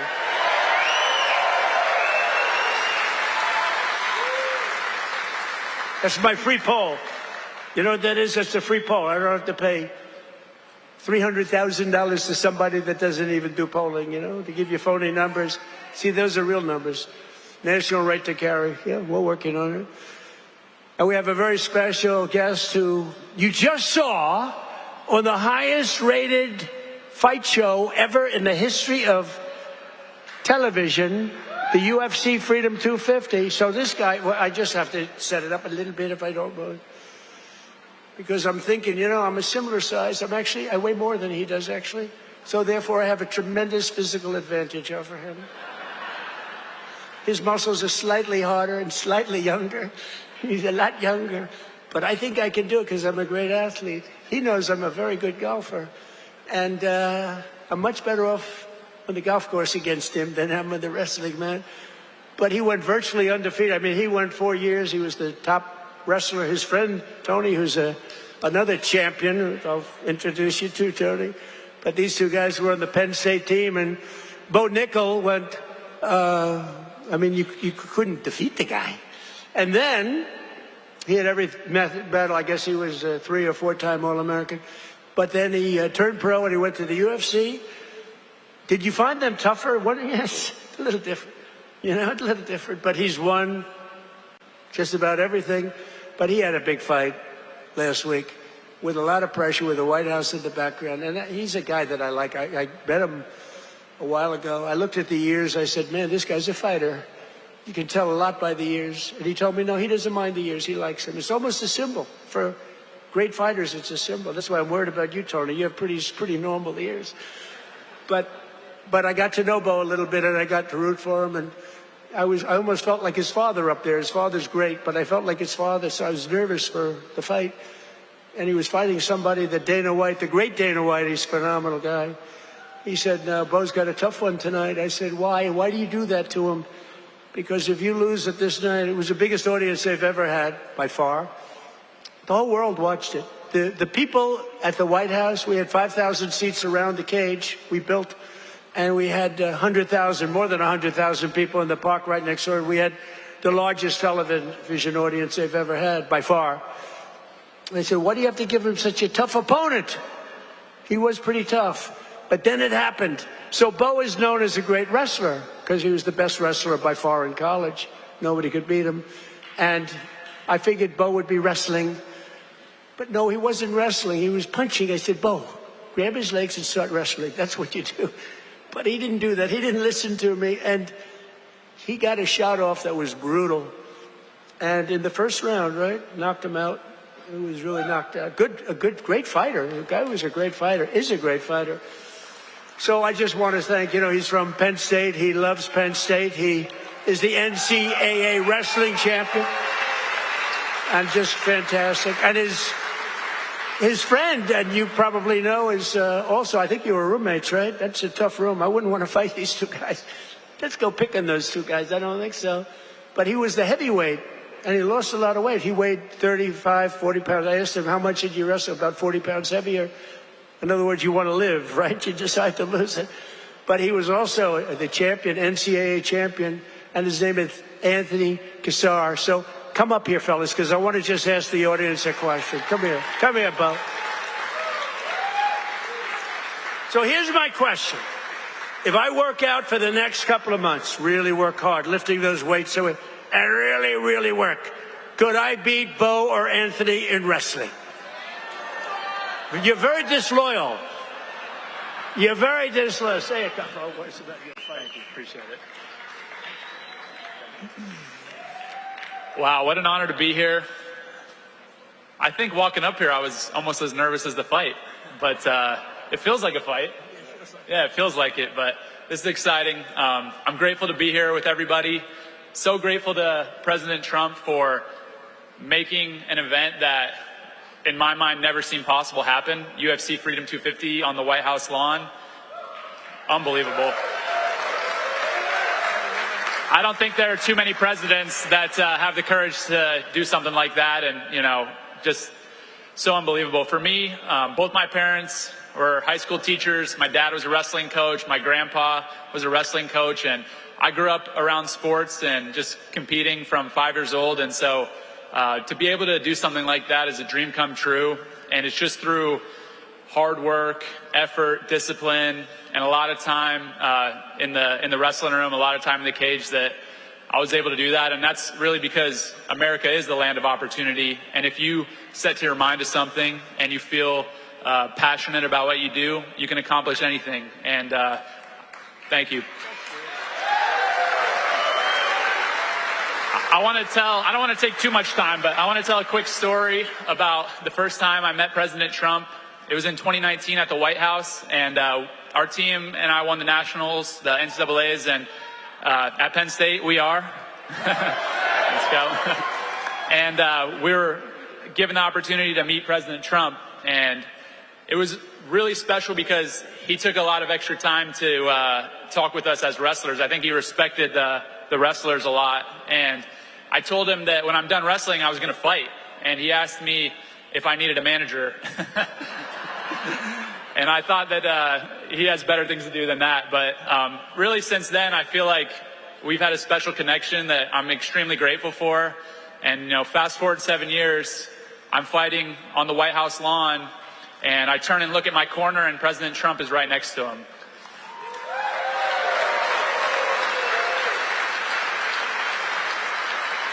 And so it felt to me like he was in my corner. I know that was something that was just so special, and I feel like just incredibly grateful. And overall, the whole week of the experience, everything, the word that kept coming to mind and the emotion that I kept feeling was gratitude. And I'm grateful for President Trump, grateful for all my friends and family and supporters, and I'm grateful to be an American, and it's the best country on earth, and God bless you all.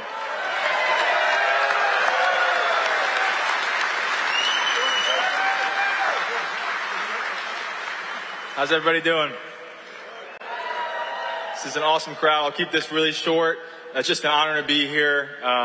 Bo and I have been roommates since our freshman year at Penn State and never could have imagined this, but it's an honor to support Mr. President, this great nation, and the American workers that build the foundation of the United States of America. So as a small business owner, real estate investor, I just want to thank President Trump for the big, beautiful bill, all he's done for small business owners. And most importantly, I pray that God will continue to bless him and guide him to lead this great nation. And God bless all of us. Thank you.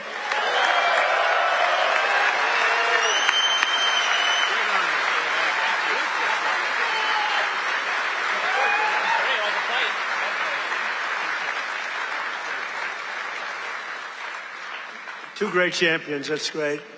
It's good to have them here, too. We have a lot of champions in the audience. These are two very special people. When you do that, I was saying to myself, going into that ring and you got all these people, we had the richest and the biggest politicians. We had the biggest of everything. You couldn't get a ticket. The tickets were selling for some crazy numbers, I heard. We gave them away to everybody, but somehow some got out. And I was saying that's a tremendous amount of pressure, and you're fighting the toughest people on earth. I mean, these are the strongest, toughest men on earth. No women in the crowd, which is nice. But these are the toughest men on earth, and it's tremendous pressure. And the muscles, you got the muscles, you guys, you got the big strong muscles, but you got this muscle too, because it takes much more than just the normal muscle to win those matches. I mean, the strategy and the genius that goes into it. It is a genius. A lot of people wouldn't understand that.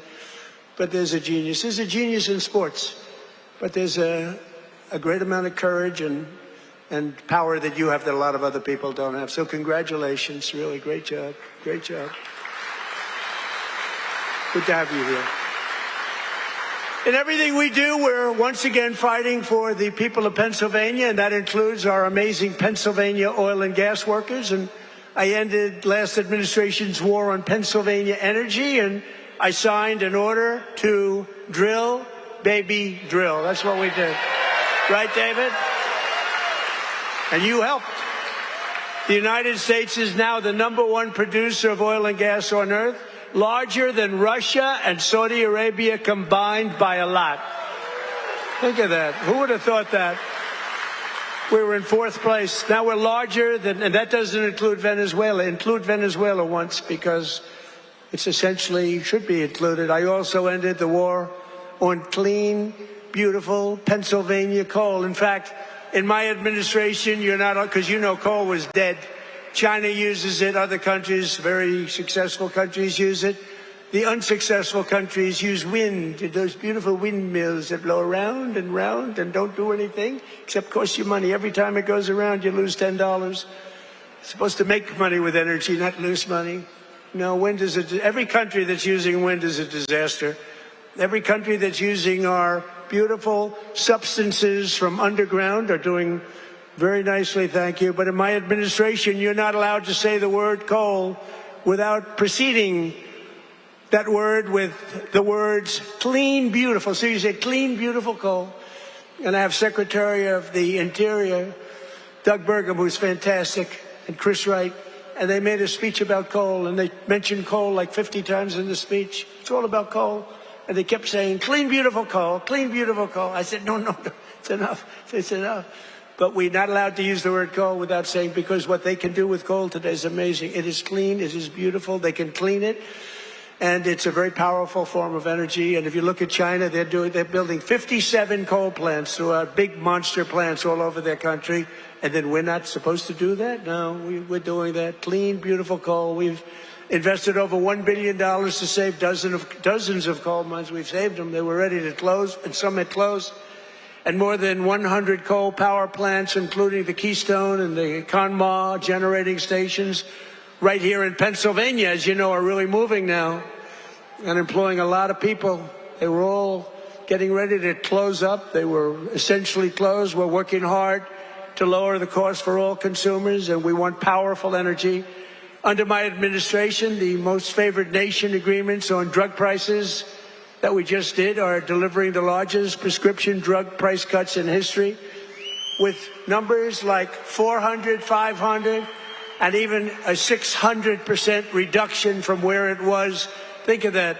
That alone should win us the midterm. And the fake news back there refuses to talk about it because they know how good it is, because they can't produce it. They've been trying to do it for years. Favored nation. We paid the highest drug price in the world by far. As an example, for the fat drug, which Bo and Tony don't need to take, but a lot of people are taking. Who takes the fat drug? So in New York, think of it, it was costing a fortune. Many, many times it was costing $1,300. And in London, it was $87. And a friend of mine who's extremely fat, sloppy, but very brilliant. He's a brilliant businessman, but he's a slob. There's no question about it. Very neurotic person, which you need sometimes to be successful. But he called me up. He used to call me Donnie. Donnie! Now he calls me Mr. President. That's a sign of great respect. But he said, President, I just came over here and I bought, I won't say Ozempic or whatever the hell it was, but I bought the fat drug. I said, I didn't know you used it because it's not working. And I used him as, he's begging me not to use his name, so I won't. But he's a very successful guy. He's actually a pretty well-known guy, brilliant business guy, worth a lot of money.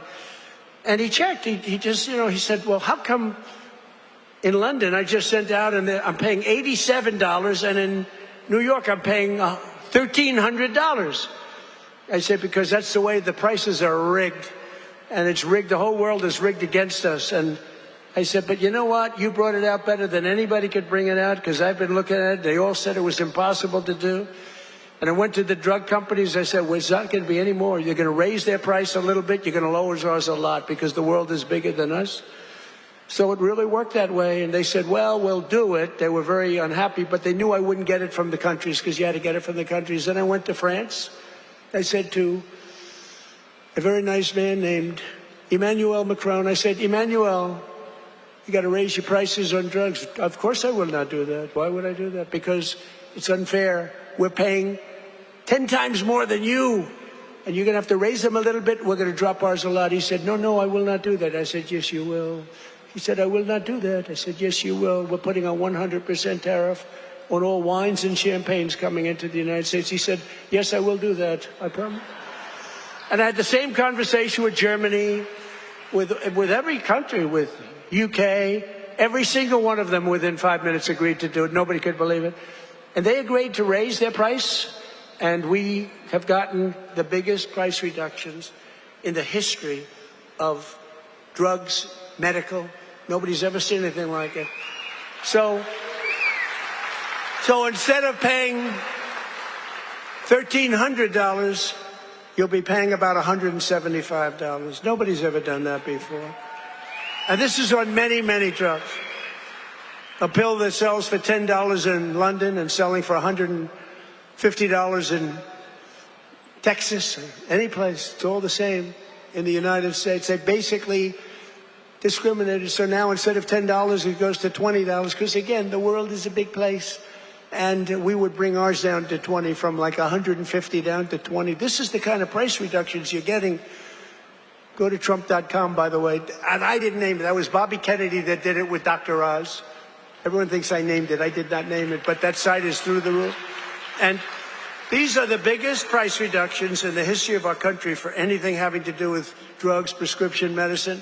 So that alone should win the midterms. And there's a real chance that they would end it because they're totally controlled by these foreign countries, the Democrats.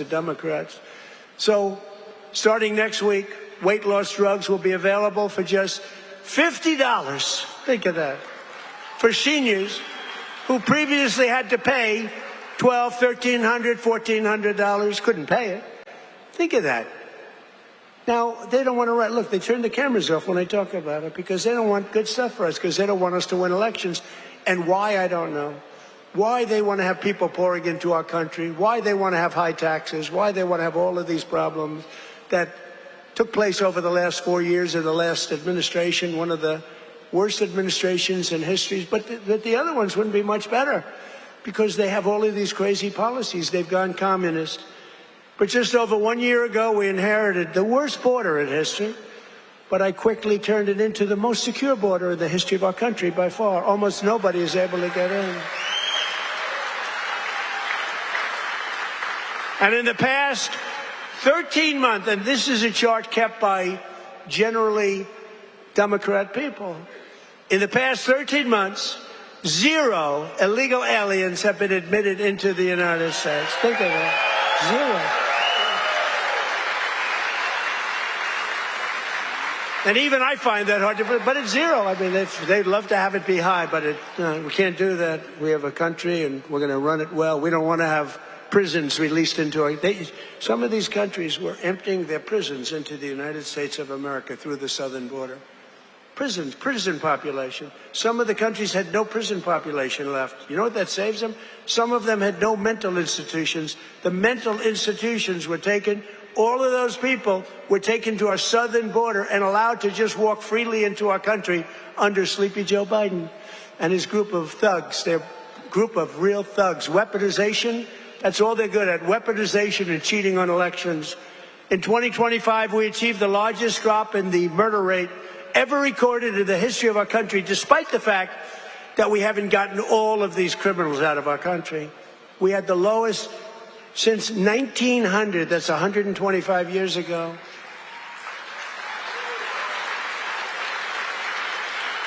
And we cut the flow of fentanyl across our border by 56%. That's a big number. And we cut the flow of illegal drugs coming in by water, coming in by ocean or sea. We cut it by 97%.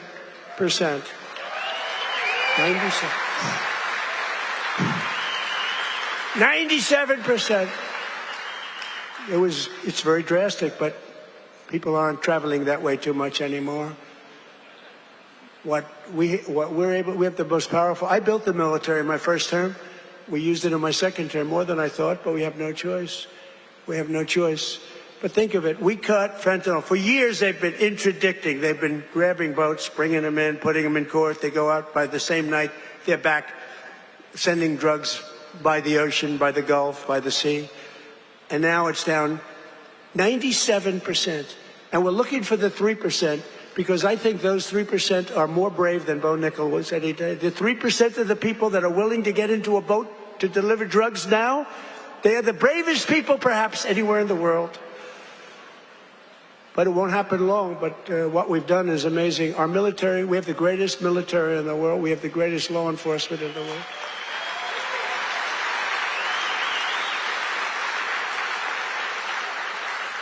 And we have the highest number of recruiting.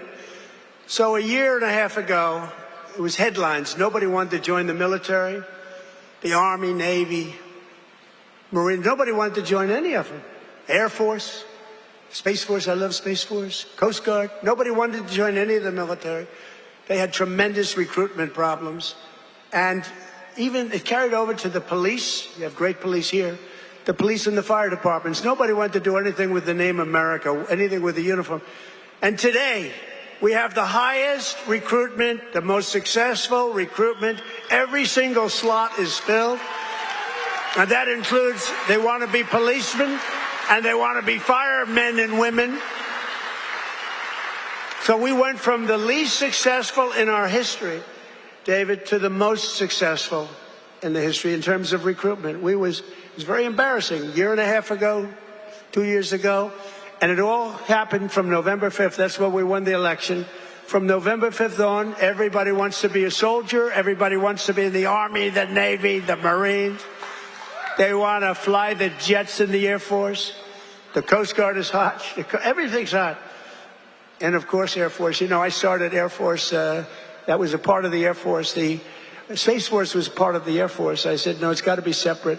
Got to do its own thing. And it's become. So we were in third place 4 or 5 years ago, and I put it in. We were losing to China and to Russia.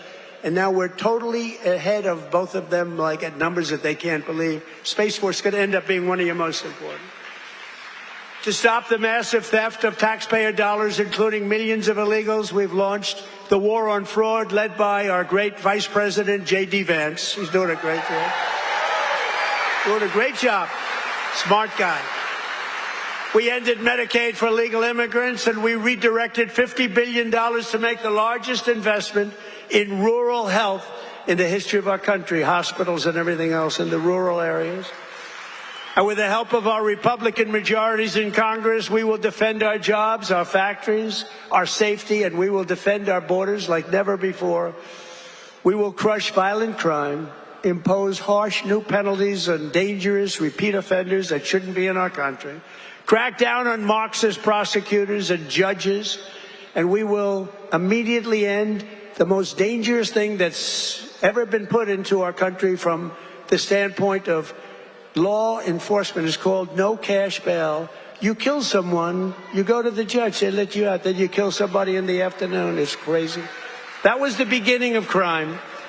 We will pass the great health care plan to stop all payments to big insurance companies and give the money directly to the people so they can buy their own health care, which will be much better care at a much lower cost. And we will pass the Save America Act to protect our sacred American election.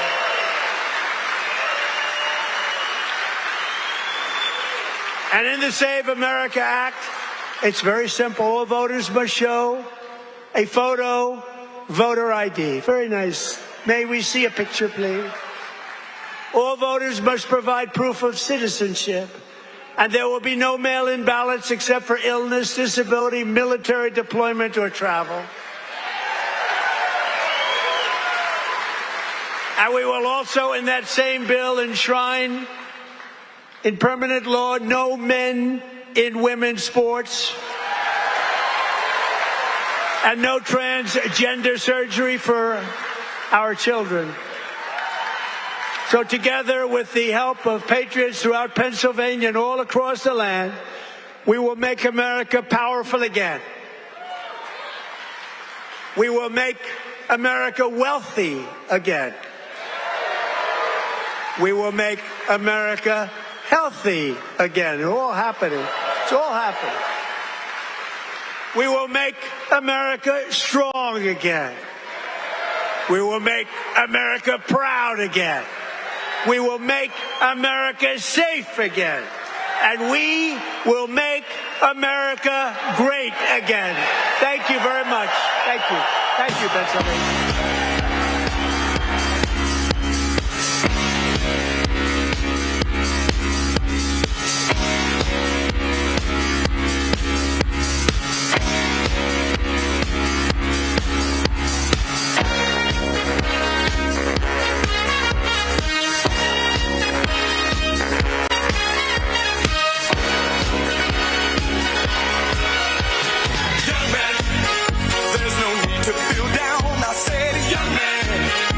Yourself off the ground, I said, young man, 'cause you're in a new town. There's no need to be unhappy, young man.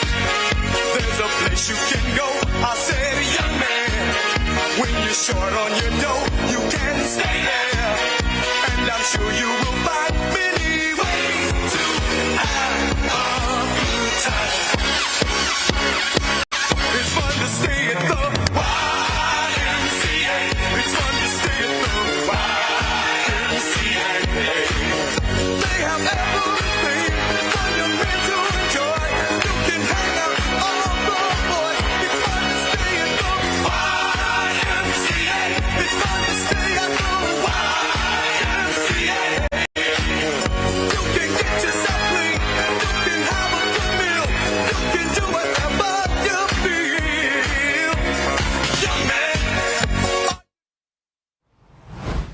The President of the United States speaking in Pennsylvania, delivering those rally vibes. This as we gear up for the Rally to America tomorrow in Washington, D.C.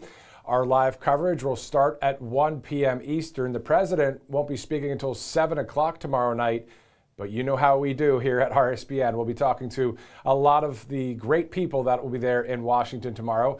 Matt Cain and Megan Kohler, they're live on the ground in Washington. Now, this live stream broadcast brought to you by some great sponsors, including mypillow.com/RSBN. Of course, if you'd like to save up to 80% on some quality products with a great patriot and Mike Lindell and his company, mypillow.com, you can do so. mypillow.com/RSBN. Also, speaking of Right Side, if you'd like to donate to the network, all you have to do is go to rsbnetwork.com/donate.